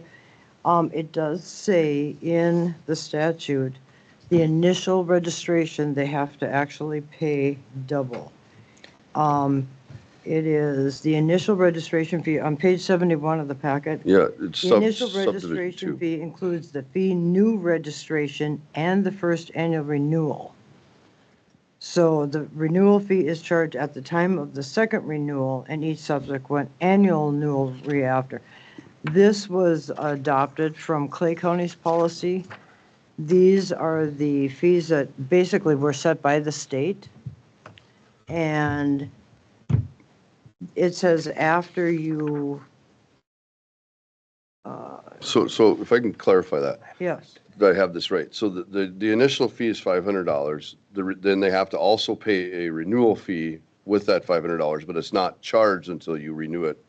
no, they're charged up front. So it'd be $1,000 the first time that you register, and it covers your registration and your first annual renewal. So then these fee schedules are not, that lining up These with are what the you just said. base. These, well, that's what the statute says. So, but on the paper that we have, it says new registration fees for cannabis retailers, cannabis mezzo business, and medical cannabis combination business are 500. And then the renewal registration is 1,000 for each Right. of those. Right, So then they pay $1,000 every year yes. after the first. After the first, and after they register 500, then the renewal is 1,000. And it says initial registration fee includes the fee new registration and the first annual renewal. So And then then- we wouldn't collect it until their second year. But you won't, The so what I'm renewal saying fee is you is won't collect charged until the at second the year. time of the Okay, second that's what I thought. renewal. All So right. then I think Then- it would be 1,500, right? Of the second renewal. It's a little confusing. It is. If and when we make this motion, I would ask that the motion maker make it as the fees, the maximum fees that the state is allowing. Okay. And then, so then we Yeah. can, then we have Yeah. Yeah. then we can move Right. whatever, however it's supposed, Yeah. however it's worded. I mean, Yeah. Yeah, and the statute is clear on that, what the maximum is. So that's Right. outlined. Yeah, Right. it is clear what the max is. Just- And then that could be ongoing. If the state Yeah. raises, then the local would raise. Yep. I will make a motion to approve the retail business registration and renewal using the maximum fee allowed by the state statute. So we have a motion by Erica. Do we have a second? I'll second. I do have a question. Now, this covers both cannabis and the, Yes. The Yeah. low potency is at the bottom there. It's at the on bottom. 120. Of One- each column, yep. That one's just 125 per year. I don't know if it's needed, but do you think we should state that it would follow the same rules that applicable to cigarettes or alcohol for behind, Okay. for behind counter sales or? Well, it's governed by statute, there's 342.22. You have to have a valid license, you have had to pay the registration fee, you have had to pass your compliance check.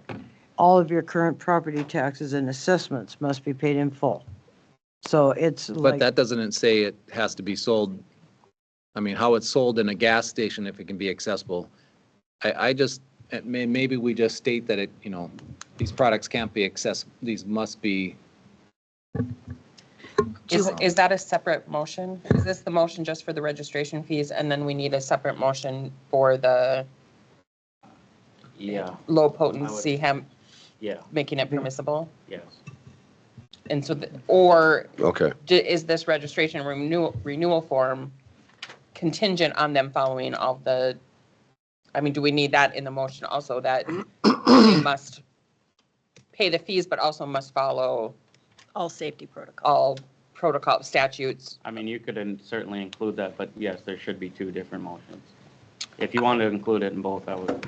I will include it, I will amend my motion to include that the fees as well as following the statutes required for for the registration. I'm Does that fine make with sense? that. but the statute doesn't say how it, Accessibility. accessibility. Well, it restricts it some, but I just, Well, that's where we're coming up It next. doesn't because I think this statute is just specific to the registration itself. I'm Okay. sure there probably is a statute applicable to how it's sold, Okay, like. probably, yeah. So they would need to be in compliant with Minnesota statute With all three minutes. 342.22. And there is another one, I don't have it with me. The but 342. Yeah, I think it's, Point one. Sheriff Galando, do you have any knowledge of a statute limiting accessibility at a, like a Point of gas order. station? What's your point of order? Well, Erica just amended a motion. And do we have, Don't you need a second to that? It's a friendly motion. It's a the friendly motion, second amendment. accepted it. He accepted Yeah, he the accepted, amendment. yeah. You can modify it anytime. Okay, I mean, if we're So- state law, aren't we? I just have. okay. It's it was a what I- friendly amendment, and he a little accepted the friendly separate amendment. from this, no. Okay.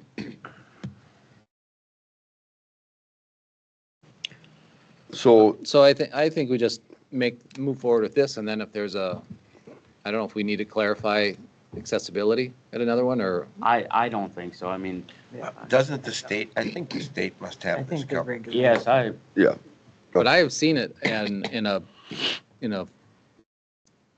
accessible to anyone. And I don't think that, I Like- think it should be sold like cigarettes behind the counter, Right. not the old candy machine where you can put in I'm old enough to remember the machines where you could buy it right in the, They were outlawed. yeah. But that's what I mean, it should be sold similar to restricted sales like cigarettes. It shouldn't be on the counter where a kid can just grab it and, but that's a second, if that's a second thing, second motion. and maybe we need a hearing on that also. I don't know, a different, maybe we can get clarification for now and come back to that. Let's call for the vote on this one. Yeah, okay, so we have what a, your- so we have what a, your objective is. Yeah, And I do know, just from roundtable discussion type things, that one of the compliances was that it can't be accessible, like there was a liquor store that had it on the counter, like near the cash register, and it's supposed to be like behind, so you Okay. can't just. and even at a liquor store, it's different than if it's at a gas station where Right. you have kids running around and kids get sticky fingers and. all right, so we have a motion and a second with a friendly amendment. Do we have any more discussion? All right, all in favor signify by saying aye. Aye. Aye, Aye. all right, motion carries. Opposed. Oh, sorry. All right, my fault. And just remember, if you don't ask for a roll call, the opposed motion won't get recorded necessarily. Okay, so So if you want it let's do, recorded, we need to record it, so let's do a roll call vote. aye. Aye. No. Aye. Aye. All right, motion carries. Thank you. All right, thank you. There would be a second consideration though for low potency hemp to be permissible and exempt from the cannabis requirements of the zoning ordinance. But still licensed. Yes. So you're asking for an additional motion? Yes. So the city of Detroit Lakes it's permissible with licensure. Yes. And if we don't do anything, it would have to be conditional use with licensure. Yes. And there's numerous businesses that are doing it currently. Currently, Yes. and They we'd have have, been. we'd have to have a conditional use permit for all of So them. almost, I mean, I think So like, nearly every bar, like the city of Audubon probably has their own ordinance, so they would allow it, correct? they do, yes. Their example, it was permissible, low potency Okay, hemp was. so, and the city, Detroit Lakes, all the city is allowing it, so it's permissible. Yes. So I would say the rest of the county should be in the same guidelines and make a motion to allow it permissible with the licensure. So we have a motion by Commissioner Nelson to make low potency hemp permissible through the fee. Do we have a second? I will second. Okay, any more discussion? Okay, all in favor signify by saying aye. Aye. Aye. Opposed? No. Aye, motion carries. All right, let's move on. Back up to our extension. So please come up. Mr. Chair, should we take a Take a little break first. I think we're getting to that We are There actually, is. we are actually getting close. So Statute 342.46, which does show. sorry I Can't interrupt you again. We're gonna take a little break, but you guys can get ready. So we'll take a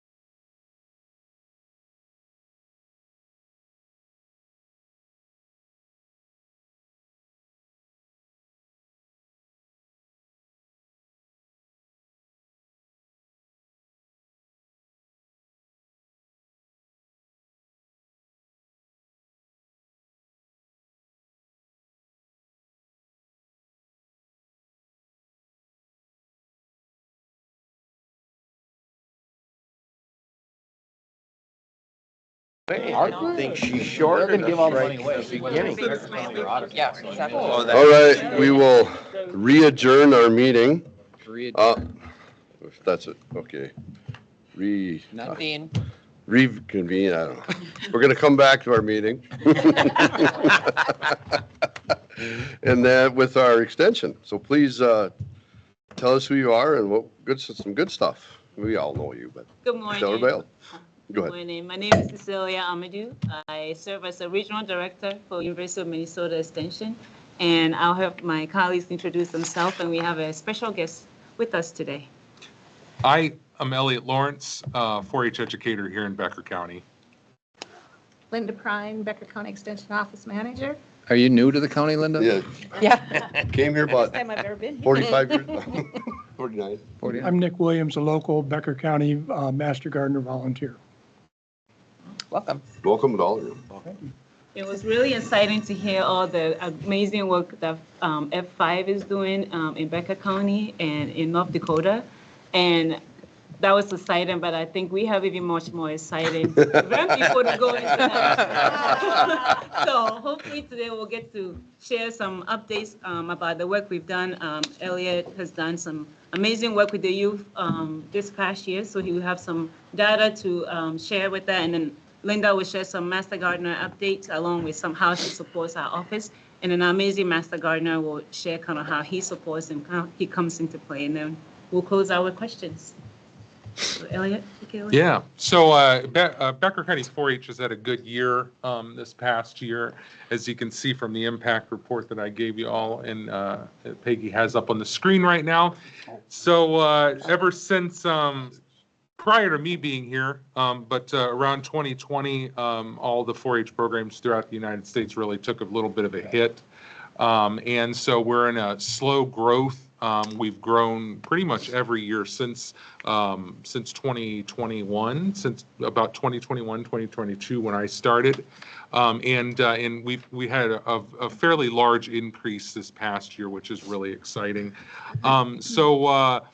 4-H, if you're unfamiliar, give a quick overview of 4-H. 4-H is the world's largest youth serving organization, and we have there's a 4-H program in every county in Minnesota, and there's a 4-H program in every county, pretty much every county in the United States. It is ran by the land grant institution in that state in Minnesota. We are ran by the University of Minnesota. So we like to pride ourselves on having quality youth education at a informal level that's research-based and backed with data and facts. We do a lot of tracking in the 4-H world, and if you sit on our county extension committee, you get to hear about that on a quarterly basis. And we have a lot of programming that goes on in Becker County in the world of 4-H. One of the most exciting areas that we have every year, of course, is the Becker County Fair, as you guys were talking about. And we thank you very much for the support for the Becker County Fair. It is truly one of the premier county fairs in this area. I've been to quite a few. I've actually been to a ton throughout all of the United States, and it's an excellent fair.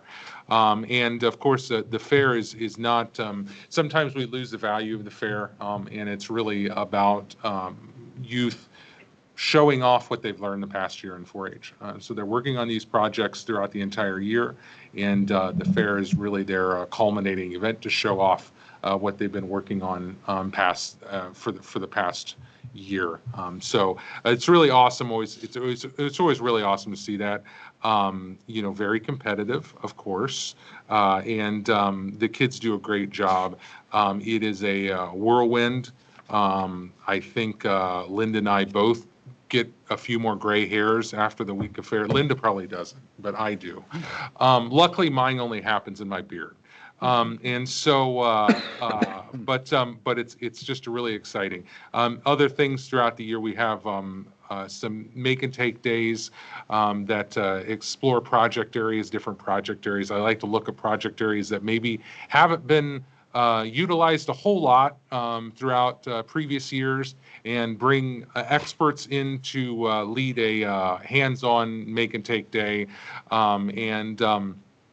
And so that's always really fun, and a lot of different other events. 4-H camp is a huge thing.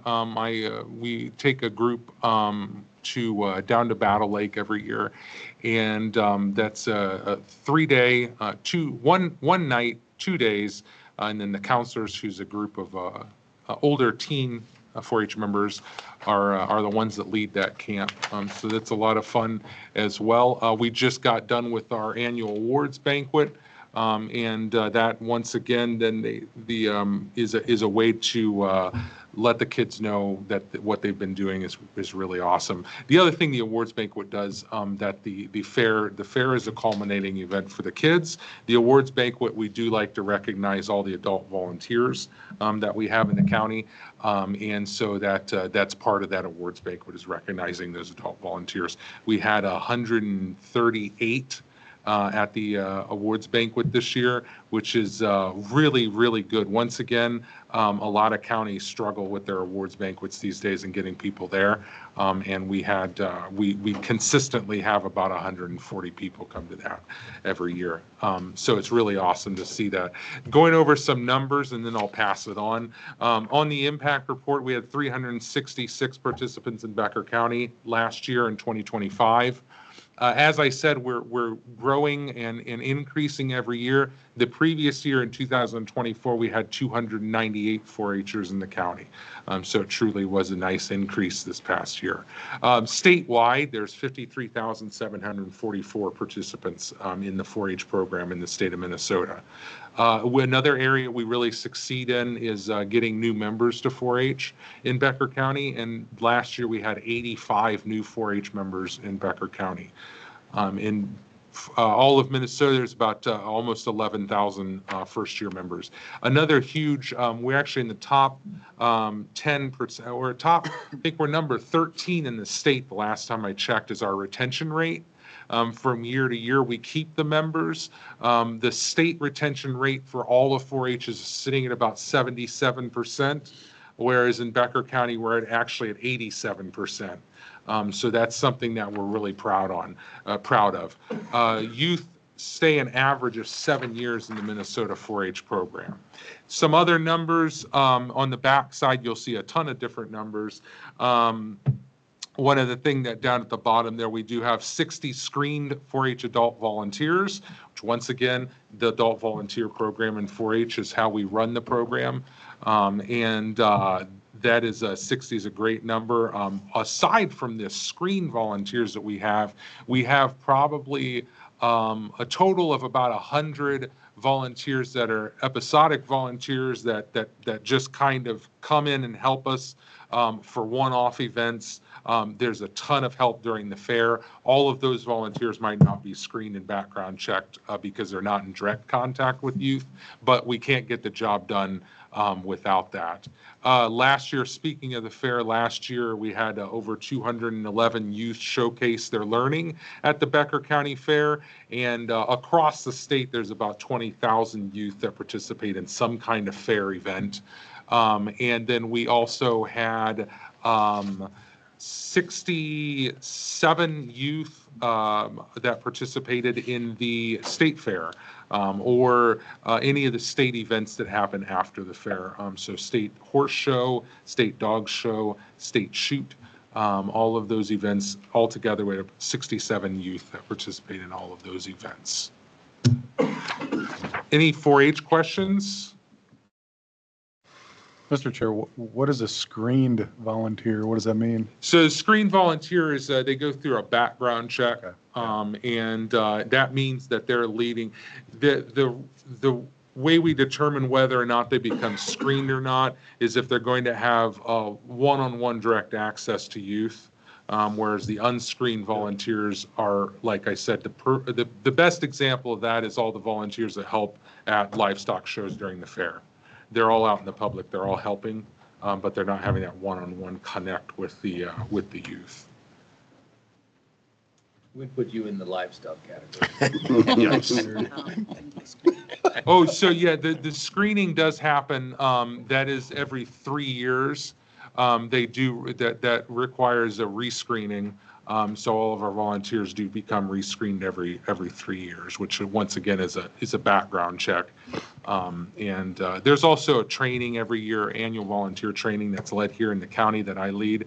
That's also a requirement for the club volunteers as well.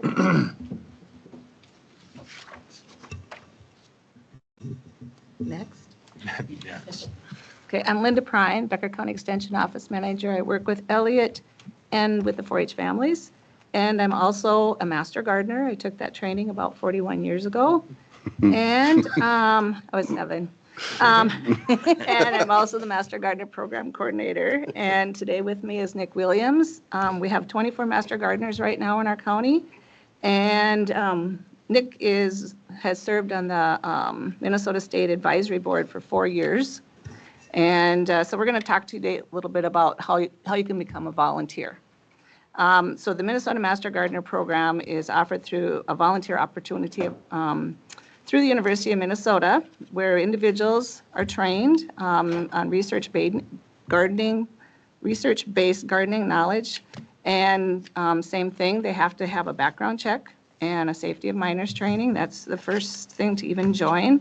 And there's a registration fee. And then there's a 48-hour core course. And that is online. When I took it back in the day, we drove down to Fergus Falls and Probably didn't have online. didn't have computers. We had cars, though, yeah. Of course. I could tell you a story, but I better not, about one car we drove in. You know those little ones that have those little push buttons, and then you can see the Your feet running underneath? yeah, you can see the tar. Yeah, we only rode in his car once. And so anyway, then after they complete their 48 hours, then that next year they have to give back 50 hours to that county. And they can do it in many activities, which Nick is going to talk about. And then to stay certified, every year they have to do at least 25 hours and 5 hours or more of continuing education. And some of our Becker County Master Gardeners this year, instead of doing the 25, we've had 4 of them that did 100 or more. And then they also do the educational. Some do the 5, some do 20. But when they come and help with people, it's always research-based. It's not, just don't Google something. A lot of people come into our office and they'll ask a question and, well, we read this online and blah, blah, blah. And it's like, let's go see what the University of Minnesota says. And that's the cool part about the whole thing, that we can give them the good stuff, give them the right information. Debunk Google. Right. Okay. Mr. Nick? As mandated by the Morrill Act of 1862, signed by Abraham Lincoln, land-grant universities are required to maintain an extension department to disseminate science-based information to the public. At first, the emphasis was on engineering. That has evolved into an emphasis on horticulture. The current Master Gardener program here in Becker County has 24 active members, as Linda said, with a cumulative total of 1,369 hours as of this morning. That's an average of about 53 hours per volunteer. And an outfit called Independent Sector has determined somehow that the value of these hours is about $38.16 each. The University Extension budget is $77.2 million, of which counties contribute about 22%. Each county in Minnesota, all 87 of them, contribute some amount, some more than others. Federal funds amount to about 10.6 million of that 77 million that the Extension Office uses. Various programs are done by the local volunteers, and we have reached over 715 local citizens, answering questions and providing advice primarily, although we do some formal programs, including pest and plant clinic, library talks, seed starting for kids, walk by garden at the county fair, programs at the Boys and Girls Club, and many other local programs. I should note that each of the programs that we do has shown increasing participation over the years that I've been a Master Gardener. There is not one program that does not show an increase in participation. Statewide, the Master Gardener program has over 3,283 volunteers and about 700 interns, that is, people that are learning the ropes, so to speak, taking the core course and doing their first-year volunteer hours. In statewide, the Master Gardener program has reached 147,000 residents on a yearly basis. About 195 volunteer hours are recorded. The thing that I think is most important about the Master Gardener program is that all the efforts that we're doing, science-based dissemination of information, are showing increases. Who knows where that's going to go, but it's getting better every year. This year we have, last year we had 3 people take the core course. This year there's 4 signed up. One of them's in the room right back there. She moved.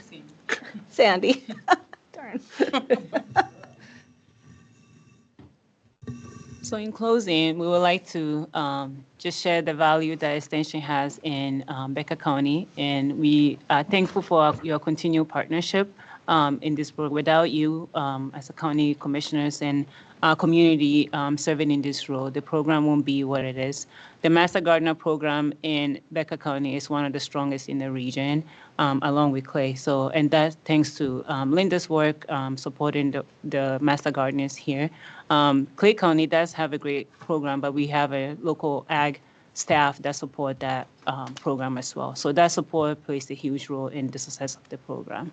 So with that, we're growing youth, we're getting them ready for the future and setting them up to come and hopefully sit in the seat that you're sitting. We're serving communities in a way of food and ag and natural resources in your community. And we hope to continue serving in that role for endless time. So thank you for your support.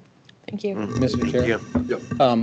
Especially to Nick, I mean, the hours that you put in and volunteer for Becker County, I just want to say thank you and to the other Master Gardeners. Thank you very much, Jim.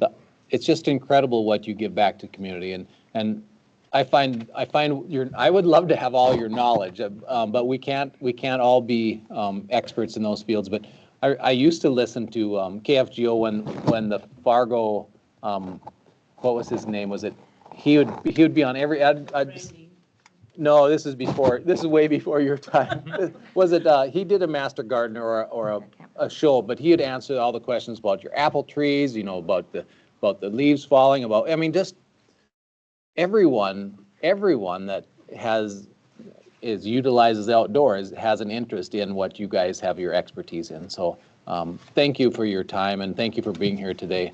And again, thanks to the fellow Master Gardeners, because we do have in Becker County a huge support in volunteerism in every category, from the library to extension to cleaning roads for every organization with the Lions and all the other service groups. So thank you for your time. So on behalf of all the Master Gardeners, thank you.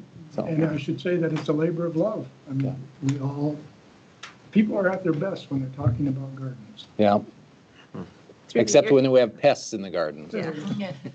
And through the years, you've just made, I mean, when you have a common gardening thing, whatever that is, that love for it, you become lifetime friends with these people. You really do. It's just fun. And they do fundraisers. You have a plant sale? Yes. When is that? The plant sale is it Saturday spring? of Memorial Day weekend. So, yeah. And the funds we use for that, I could explain that. The Master Gardener course is getting quite spendy. It's probably about $300, almost $400. And so in order to help promote and keep these people coming back or staying with us, whatever you want to say, after they've completed that 50 hours, we'll give our group, Becker County Master Gardeners, gives 50% back to them. And they stick. They just feel loyal to the group. And so that's one of the ways. And then with the Boys and Girls Club, we have different kinds of projects that, cost money. So we're using it that way. So, but enjoy the walk by garden at the Becker County Fair. We'll soon find out what the next theme is. This year was grow your own groceries. So it's always fun. Yeah. Well, thank you. Thank you very much, Thank all you. of you. Yeah. Let's go back to Carrie. Let's do our assessor's update first. Though. Yeah. So Tony, would you please come up and Lee? Lee? Oh my gosh. Nobody else heard that, but Commissioner Nelson. So don't tell anybody. I mean, I heard it, but I wasn't going to say anything. Jerry might have heard it out in the parking lot. Lee, go ahead. All right. Carrie had called me and just asked for a little update on our ag. So what it looks like, I'm looking at possibly a 10 to 15% reduction on ag land and rural vacant land. We have actually, I just checked, and we had a negative 2.7 trend this year. So. I did see as a farmer, I get flyers from around the area for land sales, and I think it was Steffes had a land sale, because they're promoting their business to sell more ag land. So they had a sale. They were promoting the sale that they had in Clay County, and it sold for 8,000 something an acre was the farmland that sold, bare farmland. So they're promoting that as their top price, and our tax statements just came out. If you haven't got calls yet, if you're in a rural district, you probably will. This is what we were talking about this spring. So those proposed values are now in today's and yesterday's mail. And if people didn't notice that last spring, they're noticing it now. Farmers are getting calls from their landowners that they're the tenants on. But I wanted to make sure that last year, the state adjusted sales price, we were the highest in the state at over 20%. And we did not appeal that, which this year I think, I don't know the timing or when that comes, but if it should be a negative, and I would say a significant negative amount that we have. We are overpriced in our land. There are no sales. There is not a sale in the county that has these prices on it. You have not shown me any sale that I have land that's valued. It's 10,000 an acre. There are no sales. So we should be in the negatives on our adjusted sale price. And like I said, the trend I just got last Wednesday, the 24th, whatever, it showed a negative 2.7. What is this? What did the state, when the state sets that trend, is that this trend? Yep.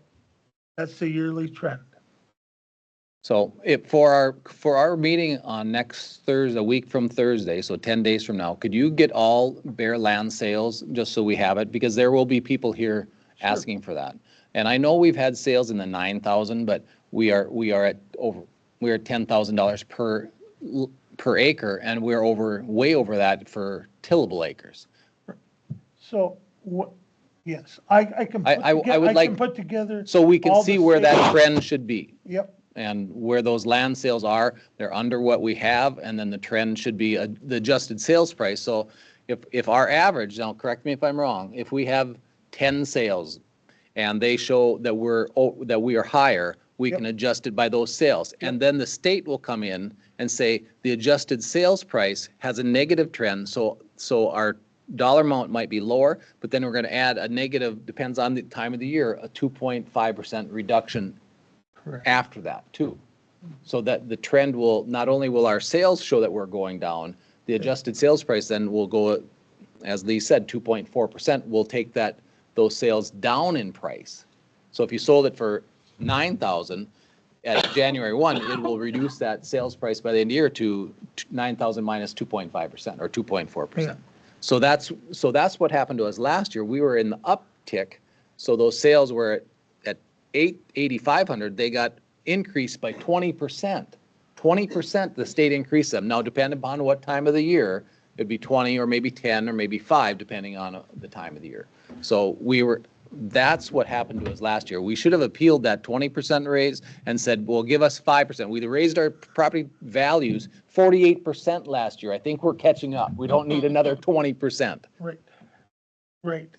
And I'm more looking at those trend numbers to make sure. I mean, I'm not going to appeal a negative trend, I'll be honest. Well, you'd appeal it for a more negative trend. Well, should we? What can we do? What can we? Because Well- I've already got a phone call on this, and what can we do We- to we- straighten this out? We, to straighten this out? We have to wait through time. Like I said, next year's time and the sales are below what the appraisals are or the assessed values are. So Correct. that'll bring it down and the state's adjusted sales price will bring it down more. Mr. Chair, Lee, why did they move it up 20%? That seems Yeah. like an awful lot. That Why is- did, that's- what were the things that, they didn't just come in and do it and say, we're going to pick on Becker County. No. Why did they do that? Why? Well, the sales ratio through the state, they look at all these things and they look at sales and how they're appreciating through it. Well, it's not a 12-month, but a 21-month period. And they make that determination. Now, the total formula, Were we between the 90 and 105 the previous year? no, they got So a state increase the previous year. So that that's the might have reason been the part state of it. came in, right? Because we had undervalued something. No, this is separate from that. This was not a state increase mandated. This was our mandate, but then the adjusted sales price is at 20%. It's a different thing than if they Yes. came in. We were undervalued and we were increasing, but the state's adjusted sales price comes in and takes that sale price and adjusts it also. So it's not the same thing as them coming in and mandating it. Every state has a different adjusted sales price. There are some states in the southwest corner that had a negative. Some states, you're saying. Or some counties in the Counties. southwest had a negative.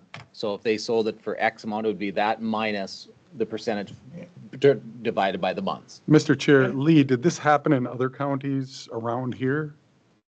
Did We had, last year, we did have the highest one around here. We were the highest in the state. Yes.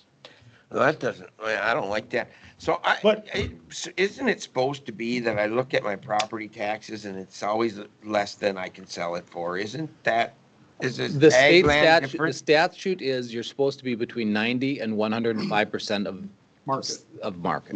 Market value. But aren't we supposed to be below that? Isn't that No. normally? No, we're supposed to be No. between that. Well, I mean, below what you could sell it for. No, and we have, Yeah, I know what you're saying.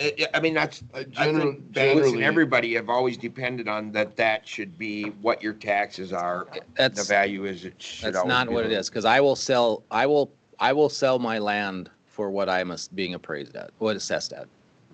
So if you've got, Well, I Really? want to correct this. If we got to appeal something or what can, there you go, you got a checkbook? Mr. Chair, Yeah. Lee, so what Barry was saying about the 2.5% trend, would that be applicable for 2026, or is that moving forward? That is 27 pay. 27. That's for- 27. Okay, Yeah, 27. it's 26, pay 27. got it, okay. You know, everything closes. What happened last year is over. And now we go this year.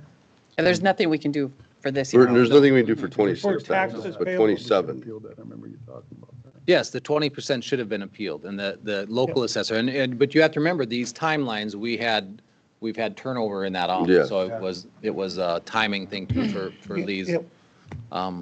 But that 100% should have been appealed. It should not have been, and that brought us to the extreme, that is why we are valued higher than any sales. Isn't that accurate? Well, yeah, the accuracy is, you remember, I'm looking at sales, for this year, we were looking at sales from, let's see, October of 24 through September of 25. Those are the sales I'm looking at to set the 26 assessment. Last year, it was sales from 23 of October to 24 of September 24. And the other thing Lee could have done is reduce that percentage where his target was. He targeted, I think, 97%, where you could have targeted 90%. Well, I do try to target around 95. So, That is and that's why preferably. we considered reducing the whole class. Class, yeah. But that would cost, that has expense for us too, and we were down to a couple, 2-3%, and it was like, we decided not to do that Yes, that's the truth, at the Texas, yeah. meeting in the spring. Yep. So, Does anybody else have any more questions for Lee?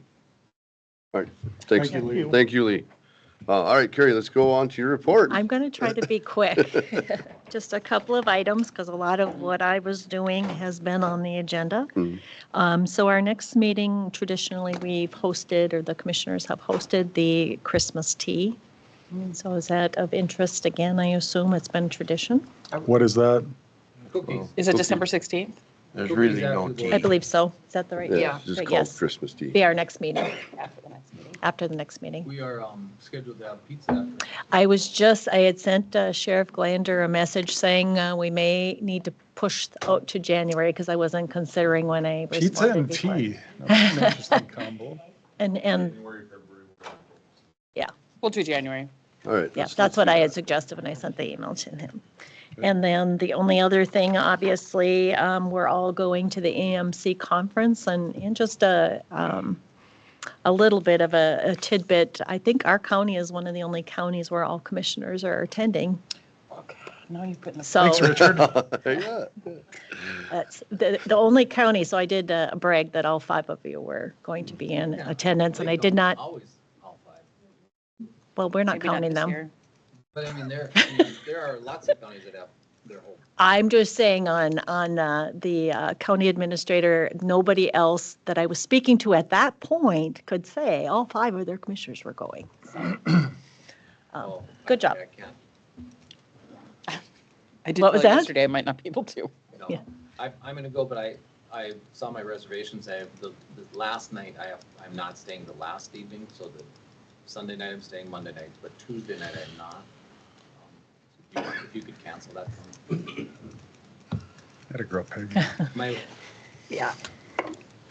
I'm actually, I should cancel it the day before, but I'm not. My wife's having surgery and I'm going to be home that night anyway.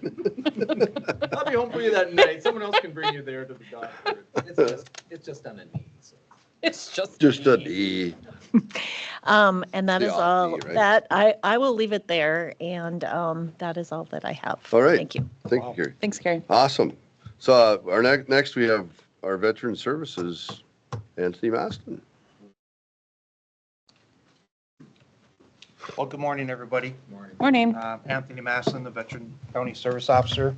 I would like to bring up to the Board of Commissioners a donation that was sent to us for $1,000 to be used to help vets in our community. And the donation person wants to remain anonymous, but I would like to bring this to the board. And then this might be the corrected version. On your version, the 3rd line down, does it have a name on it? No, I I saw. don't think Okay, so. okay. No. I just wanted to make sure that there's no name on this because the person wants to remain anonymous. Mr. Chair, tell the donor tremendous thank you for Yep. her or his donation.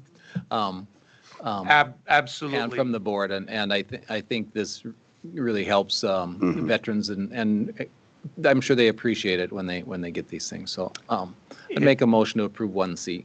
2C. In the package, Do it. it's juicy. On the agenda, it's 1C, but Is it 1C? I'll make a motion to approve the resolution accepting the donation for veteran services. I'll second. All right, so motion by Barry, second by Erica. Do we have any further discussion? Okay, all in favor signify by saying aye. Aye. All right, motion carries. I just want to thank Anthony and his office, Jason. They are doing an awesome job. I hear stuff in the community all the time about how you guys are doing a great job and your veterans are happy, so thank you. It's a pleasure Yeah. to help the veterans Yeah. in our community, and we honor serving them. Yep. And it's just a tremendous honor, especially when a veteran or a family comes in and they're so thankful for the things that we can help them get accomplished. And Anthony, you heard the F5, I mean, I'm sure there's some service member that have some issues also. So F5's there for some, those that are having some addiction and some of those problems. So I think that can help us I think one of the members said that it not only helps the individual, but their family, their school, their families, it's just a spider web of how that goes out. So mental health is very important. So thank you. Awesome. Thank you. Thanks.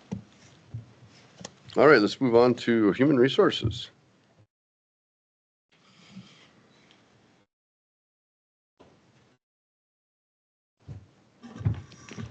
Good morning. As you guys know, I have a number of items in front of you today. So to start with is the policy for Minnesota paid family and medical leave. This is a new policy. Obviously, this is a new item that's coming forward in 1/1 of 26. So I will leave it to all of you if you have any suggestions in the policy, any changes. This did go through courthouse committee as well. Yeah. Mr. Chair, this is a lengthy policy, and I think, we can change it at some point if anyone sees any issues with a new policy and a new mandate from the state. I think Tara's vetted this quite well. Yeah, I think so. I would like to make a motion to approve the Minnesota paid family and medical leave policy. So we have a motion by Barry. I will second that motion. Do we have any more discussion? Okay, all in favor signify by saying aye. Aye. Aye. All right, motion carries. Okay.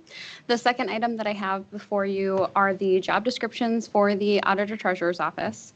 So there was quite a delay in doing the Auditor Treasurer job descriptions. This did come before you, but get pulled from the agenda one other time. So we are confident in where we're at this point. So the only real grade change suggestions for this is adding a career ladder for the Deputy Auditor Treasurer position from being a 9, adding a career ladder, moving the Deputy Auditor Treasurer to a 1 to a 10, sorry, and then adding in a Deputy Auditor Treasurer 2, that would be at a grade 11. Motion to Then- approve. Sorry, go ahead. Did you? If you have any further questions on any of them, the other career ladder was the payroll specialist position. Motion to approve all the. So we have motion by Barry to approve all the auditor treasurer job descriptions. Second. So second by Erica. Do we have any more discussion? Mr. Chair, we did this study in 2023. I wasn't here, but why are all these changes coming before us? I mean, this is for a whole department. Why is that? So these aren't changes. So Then I what are we also wasn't- approving? Correct. I also wasn't here in 23. So when I came in 24, we were still working on approving all of the job descriptions. As I said, there was quite a delay in approving the Auditor Treasurer's Department. They are the last department in the county. So this is the finalization of the job descriptions through the DDA comp and class review. Okay, so we have a motion and a second. Do we have any more discussion? Okay, all in favor signify by saying aye. Aye. All right, motion carries. So the next item that I have on the agenda, we do have Tessa online, as you can see. So she can speak to this, but I did do a resolution, Resolution 1225-1E, which is suggesting, I can't talk today, I apologize, 120. the grade changes per the market study. Mr. Chair, just Yeah. for point of clarification, and Tessa can speak to this as well, but perhaps just a little bit of a backstory. We are maintaining our overall comp and class study. So this is our first actual review. And with the guidance from Tessa as far as looking at positions, so you reviewed half, correct? Correct, yes. So this is what came from a review of half of the positions in the county. So to your point, Commissioner Hanson, that this did start in 23, we were supposed to start the maintenance phase in 24, but due to the delay in approving all the job descriptions, we did not start maintenance in 24. Hence, we're doing half the job descriptions this year for 25, half of them next year for 26, and then we will resume that 1/3 per year that was in our original agreement with DDA. And I think the reason why you do that annual maintenance, now it should be at one, review a third every year, or, it could go to a fourth every year, I think is another thing, because if you don't, you get caught behind the 8 ball, and when you do the major, and if you wait 5, 6, 7 years to do that comp class study again, and there's jobs that are way behind, and there's jobs that maybe got too high. So if you monitor it closely, you won't have we went through that major comp, and we had waited many, many years, and there was lots of heartache, and we're still pushing through those. So this, hopefully, the employees feel that they're being looked at and treated fairly and reviewed on a somewhat regular basis to make sure that they're being in an adequate pay scale, so according to market. Mr. Chair, Commissioner Nelson, I want to pay our employees, and I don't want to get behind the 8 ball. That's an excellent point. I look at our levy for this year, what we're going to be talking about. I mean, we're going up $2.5 million. We're going to ask our taxpayers for $2.5 million more dollars. 1.9 of that is for salary increase. Is this something we should expect every year? I mean, when I see these potential of moving grades and classes, I mean, well, I think how do we budget for that? You will see those. I mean, we plan on budgeting for raises in employees every year. I mean, that's our main. 85% of our budget is employees. Yeah. Yep. So, I read an article, and it talked about the Ford factory. And if you remember the Ford factory when its beginnings, when they were starting to build the cars, they were losing. I mean, this is Model Ts, Model As. They were talking about Henry Ford took a huge step in changing. He was paying low wages, and the turnover was so much. And I think he went and asked, reviewing. He went and gave employees $5 a day wage, which was huge in that day. And he said, I want my employees to be able to afford the cars that they're building. And that worked. In today's world now, the new CEO of Ford has looked back and said, asked his employees, what is going on? Why can't we, why are we losing so many employees? And they're saying, because we have so many employees taking a second and even third job trying to and working here. So they changed the philosophy too, and they raise their wages and can maintain employees. So the cost of training, and I mean, you can debate it all day what people should be paid, but if you are losing employees consistently and constantly, your cost to manage that is far greater than paying a salary to keep those employees. So and it gets deeper than that, though, Barry. There is the cost there, but then there's a lot of the knowledge. There's a lot of anger. It causes that turnover that we were having before we did this study was causing so many problems in our county, and a lot of those. So yeah, there's cost involved with training, but there's a lot of anger. There's heartache. It's just a lot of.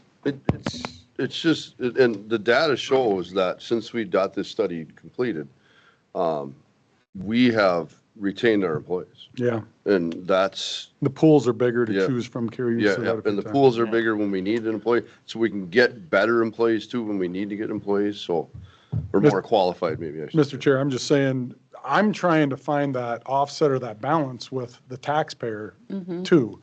I mean, we went from 26 to 28 million. Now we're asking them to go from 28 to 30.5 million for our levy. That seems unfortunately for us, we are being given mandates that require us to do jobs, and without being compensated from the state.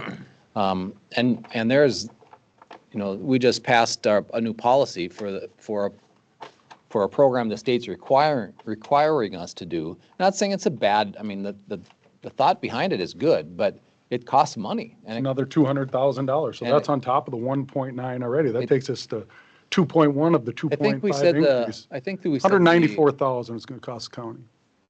Was it 194,000? I thought it was 90. Our share? I thought it was Sorry. 94. Are we talking What- PFML? Yeah. My Our apologies, cost was yes. Yeah, 90. it's over 100. I don't know the exact number. I didn't bring that with me. I can get that to you. We have talked about it. in But the past. it's significant. It's about 200. I had believe it is right around 194. 200. It is right Is around. 200 I know it's the over county share, though? 100,000, yeah. I Yeah, believe of the so. .44, yep. I believe so. Which But we aren't regard- actually at the .44. We did end up going with the private So provider. anyway, back to our instead. point. Do we have a motion? or- No, we don't, we haven't made. a Mr. motion. Chair, Commissioner Nelson, I mean, my point is, as a new commissioner, I'm trying to balance the taxpayer versus having good employees, and I want both. I want to Well, do both, and that's really a struggle. it's a struggle. The first 2 years too cost more in this, Yes. in our wage Because study. Because people are we're moving catching up. steps. Is this the second year of that? This is the second year, 26 will be the 26 is third this- year. Yes. Mr. So it is gonna get better. Mis- We were way behind and Yeah. that was a big problem and we're gonna Carrie, you feel don't that have nothing pain. to say, do you? I don't have anything to say, no. No, I just, for point of reference, when we're talking about the levy and the cost for employees and the increase, the majority of that cost is what we already had in play as far as our COLA and the step movement through the grades. What she's referencing with regards to movement on the grades, the cost of that, I'm not going to say there isn't any cost to that, but that's pretty minimal, It is minimal, actually.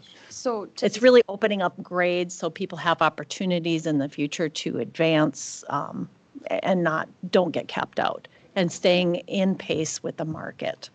But So I every just- advancement is a step in pay increase, right? Well, correct, and the way we are advancing employees currently in the county, whatever grade they are placed on, and historically, we have done COLA increases in January for our employees to, again, keep pace with inflation and those types of things, which is costly to the county, as well as movement through over time to retain your employees, a step movement within their grade. That is what the cost, majority of the cost that you're referencing is. I just wanted to make that point. And we have more step movement right now because our employees were very underpaid or frozen. They were And then maxed we- out in the old system Old and they scale, and we weren't got in the maxed new out. system, they came in the middle of the scale instead of at the top. I think I just want to reiterate a little too of why many of the jobs that we have at the county are to provide health and safety to our citizens, whether it's, at human services and the social workers, the eligibility workers, the sheriff's department and the deputies, the jail, the public health, the highway, keeping the roads safe and clean, like the services that we are providing to the citizens, we want to have good employees. And in order to have good employees, you do have to pay them. So I think it is hard, and it is a balancing act of how do we balance what our citizens are paying, our taxpayers are paying with the services that we're providing. And I think we're trying our best because we do want to make sure that we keep our good employees. And I see Tessa's online. We also have a really, really good company and consultant that we trust her to do what she believes is correct, best for us. So I think that's positive for us too. If I can add just a little bit of context to what Carrie was saying for you, Commissioner Nelson, or Commissioner Hanson, my apologies. With the grade changes, we have it in policy that it allows at least a 1.5% increase between where the person currently is in their grade and step to the next grade. So it's not a significant amount of money between the two. It really is, like Carrie said, opening up opportunities for them going forward. So it's not that 3.5% COLA year after year. It really is kind of capped at that right around 1.5% when we are doing these grade moves. Get a motion in second. All right, do we have a motion to approve 1E? Wasn't that discussion? Didn't we already have? We No, didn't have a. we didn't have a motion, no. That was for the job descriptions. Yep. So do I have a motion to approve Resolution 1E? I'll make a motion. So we have a motion by Richard. Do we have a second? I'll second. Second by Erica. Do we have any more discussion? Okay, all in favor signify by saying aye. Aye. All right, motion carries. Thank you. The last item that I have before you, hence the sheriff sitting here as well, is for a move, a temporary Mr. Chair. move from. Oh, I was going to say, is Tessa done? We didn't even give her an opportunity to talk. Oh. I was going to say, We did Tessa not. came online to answer any questions, and we just dialogue over you, Tessa. Thanks Yeah, thank you thanks for for being available, Tessa. Again, DDA has helped us through this process extensively, and Tessa has been a huge asset for us and to navigate this. So, Tessa, do you have any comments you want? Nope, I had something prepared. I know you guys are running late, so I'm not going to go through it, but maybe another time I can go through the whole process for new commissioners. But I would just echo what Carrie was saying. I mean, we did an estimate for the classification changes. It's about 24,000. That's what the increase is. So it's not the big number, but that has to pay for your employees. Your employees are your greatest asset, but they're your greatest part of your budget. And I would echo what your commissioners and Carrie said. This maintenance program is really like your pavement improvement. We want to do small changes annually so we avoid the big wage gap and later, but also want to work with the board to maintain competitiveness, but also be fiscally responsible. Thank you. Thank you, Tessa. Thank you, Tessa. Thank you. Mr. Chair, Tessa, before you jump off, do you have any information or some historical about, I wasn't here in 23, I wasn't here in 24. It's a good question for AMC time. Are you down at AMC? Absolutely. Yeah. They're Oh, a yeah. Will be. sponsor. Yeah. You know what? I'll plan on meeting with you maybe a little bit. They have a Perfect. All right, booth thank you. maintained all the time. Yep. Thank you, Tessa. That's where I met Yep. you, Tessa. Yeah. Thank you. Yes. Thank you. Have a good one. You Thank got you. crushed in bean bags too, by the way, just so you know. I know. Or you beat him. I didn't. All right, let's Carrie, move you on. can't talk about that in a public meeting.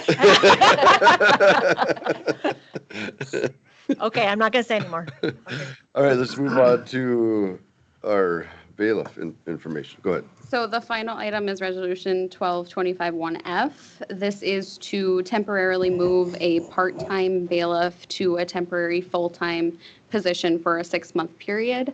As it states in the resolution, we do have some vacancies in our screening area. So we had 2 part-time screeners that have resigned that we have not opted to fill those positions at this point.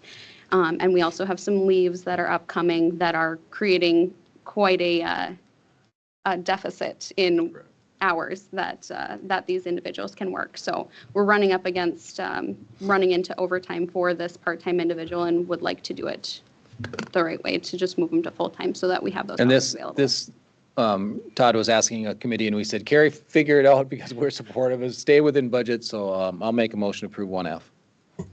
I'll second. Okay, so we have a motion and a second to approve 1F. Do we have any more discussion? Mr. Chair, Todd, the 6-month time-limited full-time, what does that mean? 6 months seems part-time, but it's for a full-time position. Can you explain that?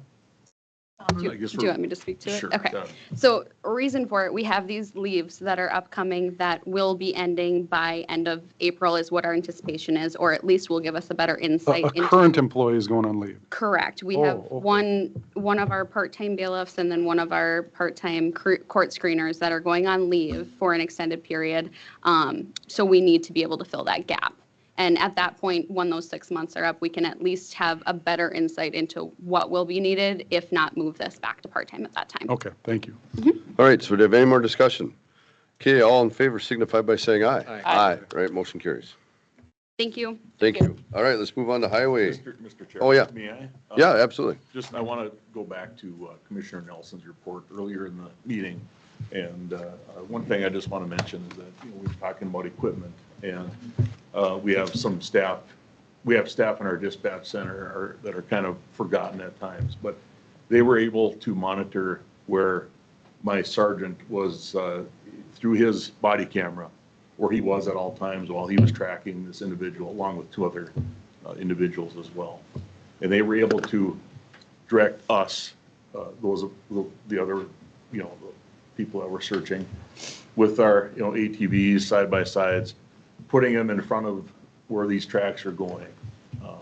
by the use of our equipment. And I just wanted to say that, you know, between radios, body cameras, it's pretty amazing what we can accomplish. And, but again, our dispatch center, with the use of their maps and the equipment there, were able to help us with that. So I just wanted to give a kudos to to everyone else that was involved too. Thank you for that, because we do forget our dispatch. Yeah, we do. people Yeah, yeah. Sometimes, and they are the first line, Very crucial. very crucial, Yeah. very crucial. So thank you for that reminder. Yep. Thanks, Todd.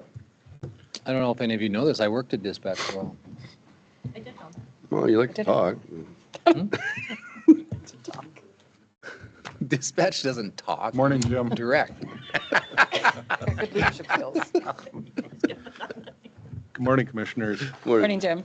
One item for your consideration today, we have a capital expenditure request to order a new plow truck for 2026. We order this now because of the long lead times, about a year to get those trucks. The amount this year is $340,341. This is 2027 Mack truck with the Towmaster equipment package on it. Motion to approve. Second.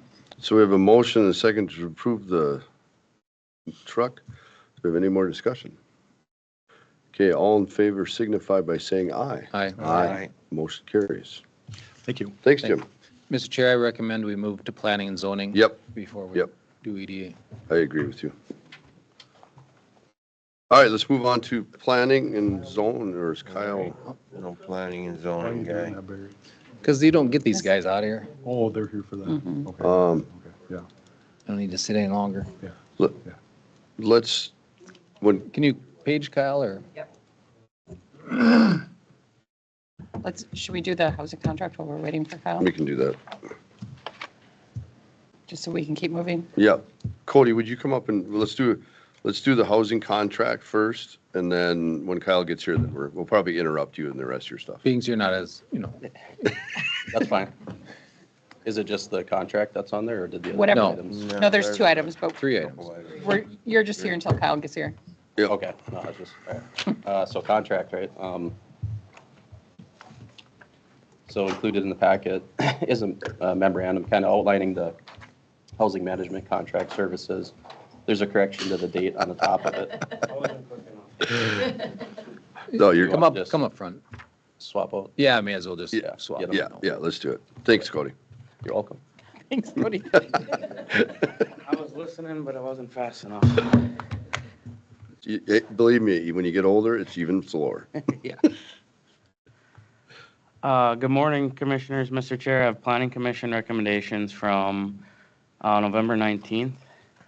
First one, DHV Ventures LLC requesting a conditional use permit to rent out shop space for commercial use and storage. The recommendation was to approve. Is anyone here to speak on those?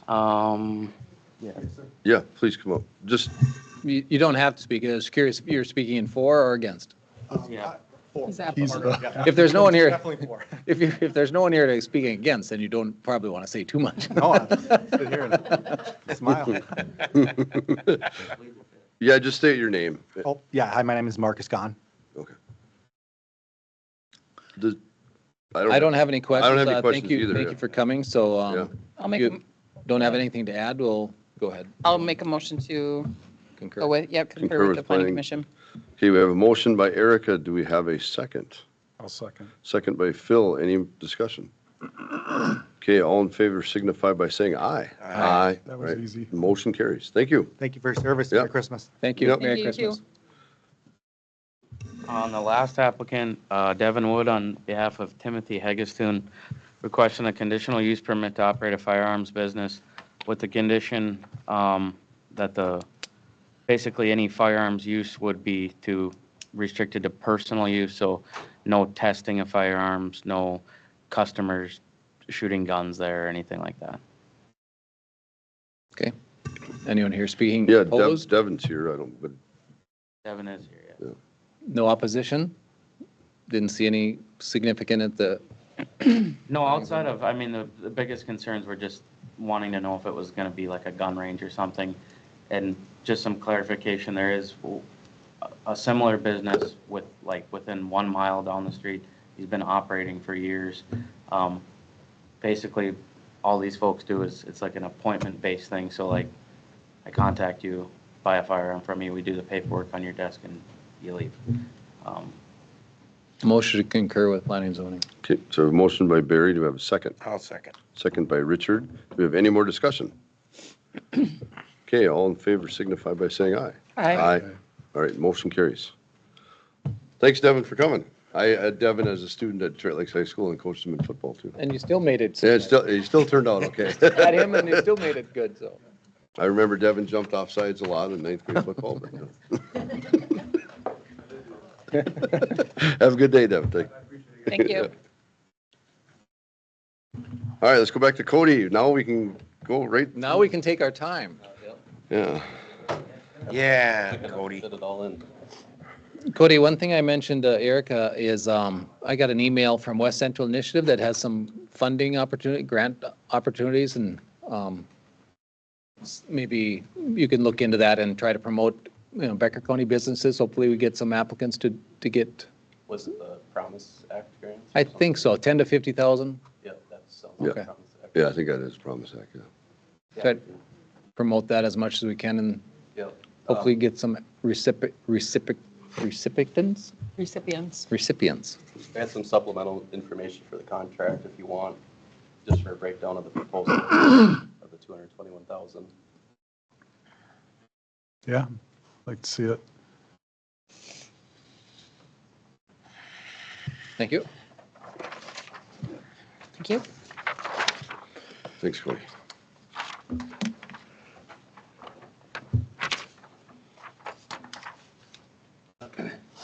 That's just to add a little more context, I guess, to how the management fee is derived. That's what's proposed to us and what's in the format of what's reviewed annually.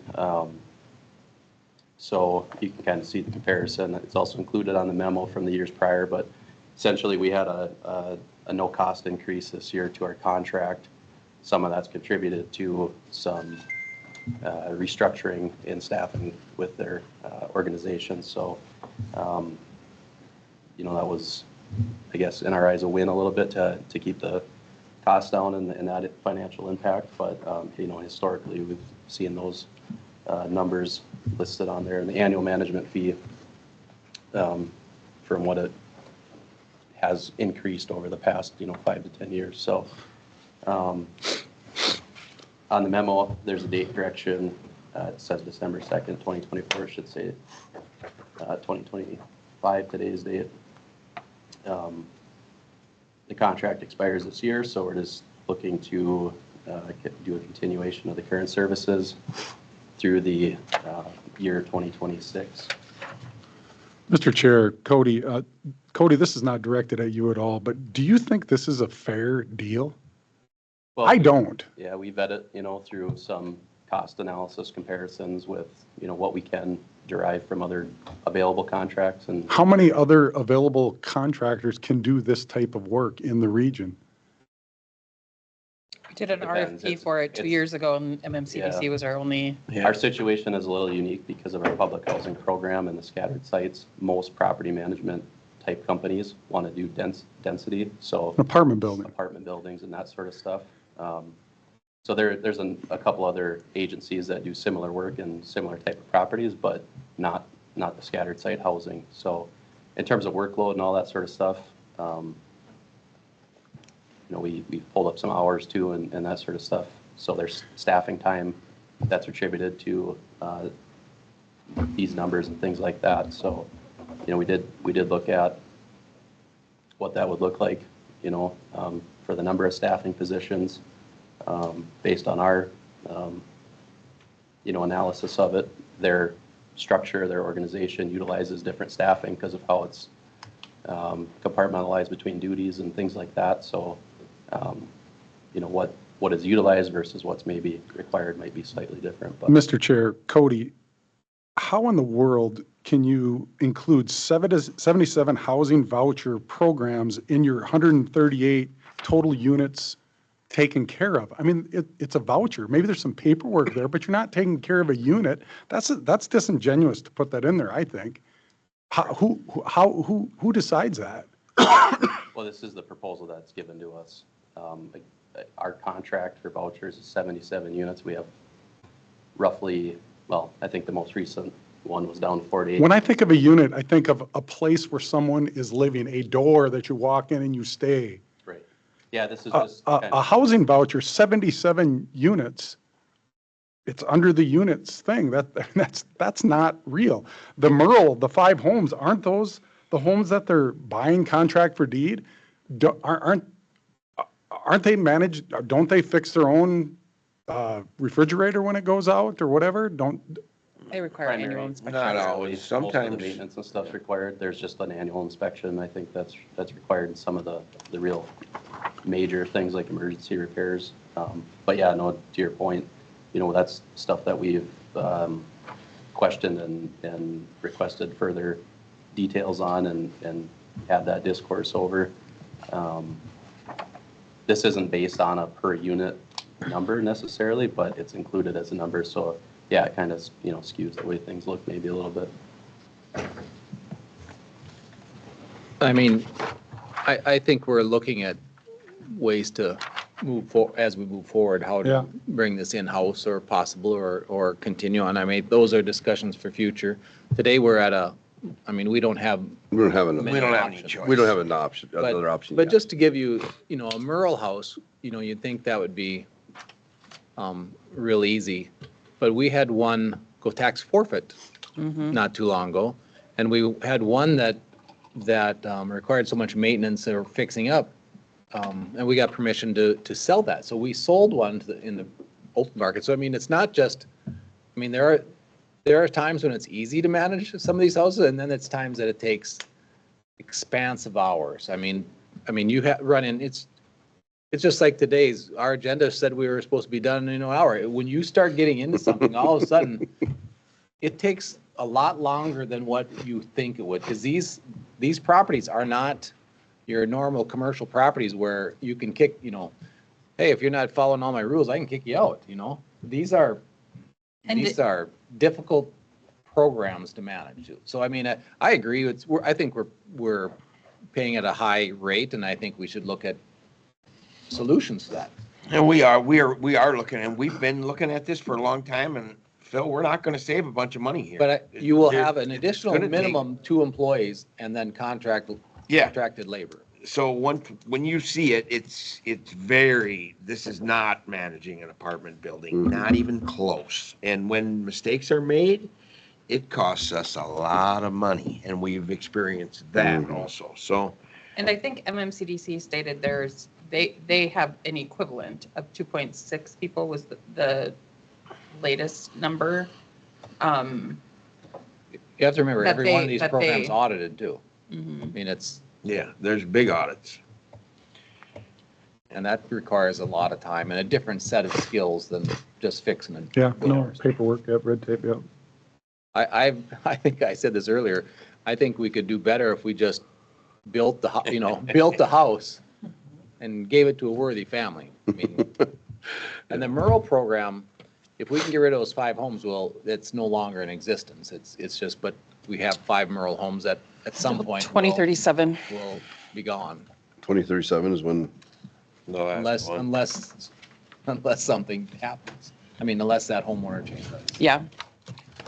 With that being said, I'll make a motion to approve the MMCDC housing. 221? Yes. Second. For 221, you're right? Is that, okay. All right, so we have a motion by Erica and a second by Barry. This is a 1 year. 1 year. 1 year, yep. So motion by Barry, motion by Erica, second by Barry. Do we have any more discussion? Okay, all in favor signify by saying aye. Aye. All right, motion carries. All right, Cody, you are on the city's participation.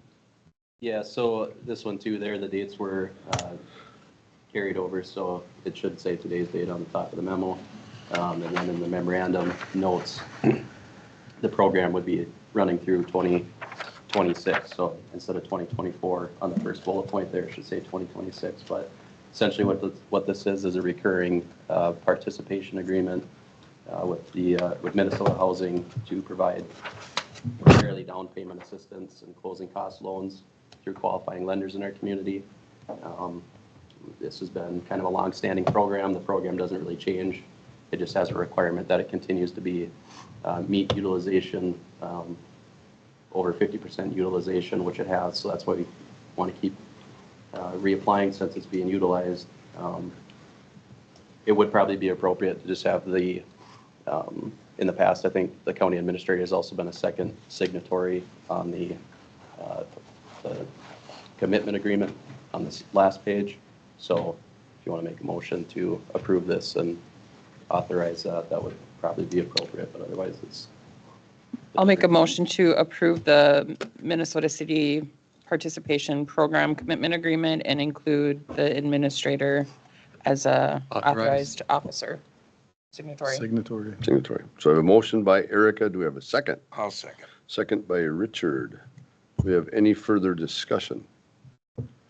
Okay, all in favor signify by saying aye. Aye. All right, motion carries. And the last one you have is the Housing Trust Fund, Cody.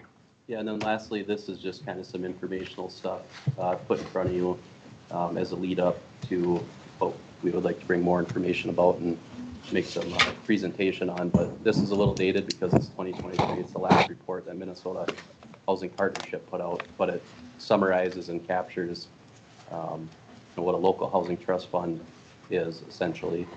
So that's just for informational purposes, but Cody, what is a local housing trust fund? yeah, so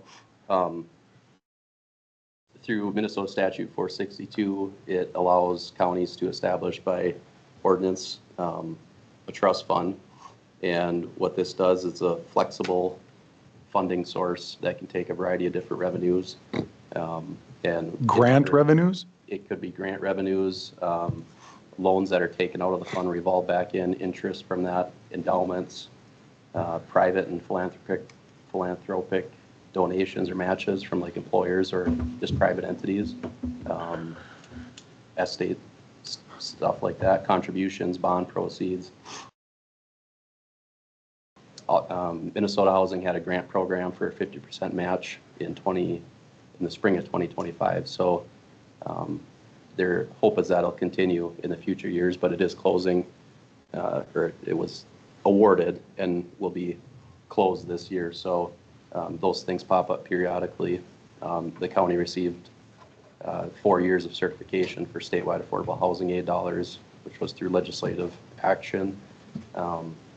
That can be put into the fund. The HRA levy, general fund levy, those contributions can also be put into there. TIF surplusing, local sales tax portions, and even surcharges from like real estate recording fees and different things like that. So it's a very broad revenue acceptance source, but it can really be determined however this board wants. To promote housing.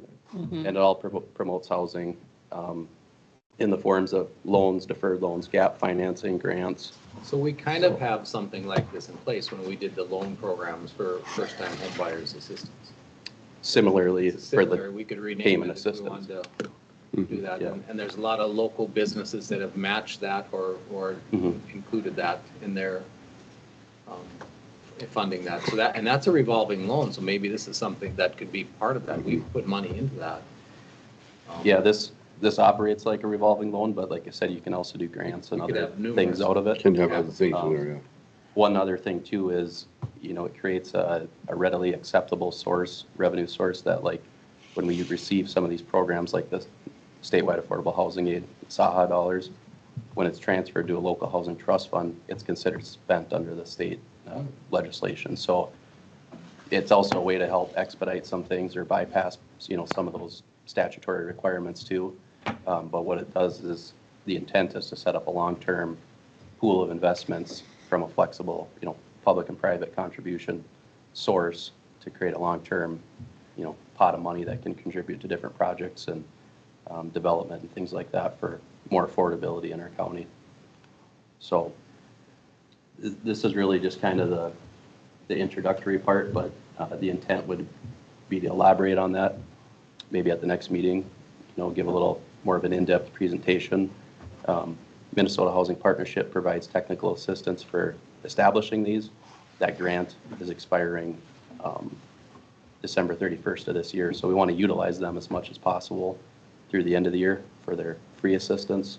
But we have established template resolutions or an ordinance, essentially a program manual and everything ready to go. So we'd like to just put that in front of you in the near future. And the only requirement for the fund is that it has to be established through ordinance, so we'd have to set a public hearing, to establish that, so. And we have, the goal would be to put the SAHA funds in there to start it. That'd be an immediate contribution Yep. for the establishment, and then look at what else might potentially be available, but, yeah, so more Right. information to be presented on at the next meeting, and then probably a request to set a public meeting, and then I would anticipate if all moves forward, then we would set a public meeting in January to get it established. Mr. Chair, Cody, if this does move forward, who is going to manage this? Is that you? Is that on your plate? Yeah, so it requires an oversight body, and that would probably work best through the housing committee. We can expand the housing committee by adding ad hoc members or whatever it might be, but we already have 3 members on an advisory committee, but that would be the kind of governing oversight of the approvals and applications and recommendations coming out of there, and it would flow up, through the Economic Development Authority Board and then here for final approvals. In terms of managing it, that would just come down to the types of programs and projects that are dictated in the program and decided upon. So that could be something as simple as, RFPs for chunks of money for specific For grant projects. Yeah. Or it could be Monitoring continuous. But there's no, loan. these wouldn't be maintenance or inspecting the homes or anything like that. This is home ownership. This isn't. Mr. Chair, Cody, starting up the fund, the SAHA or whatever these funds are they already committed? If we provided an ordinance or resolution before year end, would they be committed, or is that something that is competitively sought after? Well, the SAHA funds are committed for the Maple Avenue project. Oh, they're already here. Yep, a portion of them are. We received certifications in 23, 24, 25, and one coming in 26. So 4 years of distributions that we're receiving. Some of the money's already here, and we had allocated a portion of that for the rehabilitation project. When the money goes into the fund, whatever requirements that are stipulated to it essentially carry with it. So if it's got a certain income guideline like the SAHA does, that has to be followed, as it's dispersed. But when it revolves back in, it recaptures it, and then it kind of becomes like a general fund type of revenue source, so. Does anybody have any more questions for Cody? All right, thanks. Thank you, Cody. Thanks, Cody. Yeah. Thank you. Thank you for all the, awesome, thanks. Yeah, thanks, Cody. All right, we are going now. need the motion to Yeah, close we the need the meeting. motion, we need a motion to move into closed session. I'll make a motion to close the meeting pursuant to Minnesota statute, section 13D.05 subdivision 3A. I'll second. You have to read the whole thing. Okay. Oh, yeah, you did pull that out. All right, so we have a motion by Erica, second by Richard. Do we have any discussion? Okay, all in favor signify by saying aye. Aye. Aye. All right. Motion carries. We will close when everybody leaves.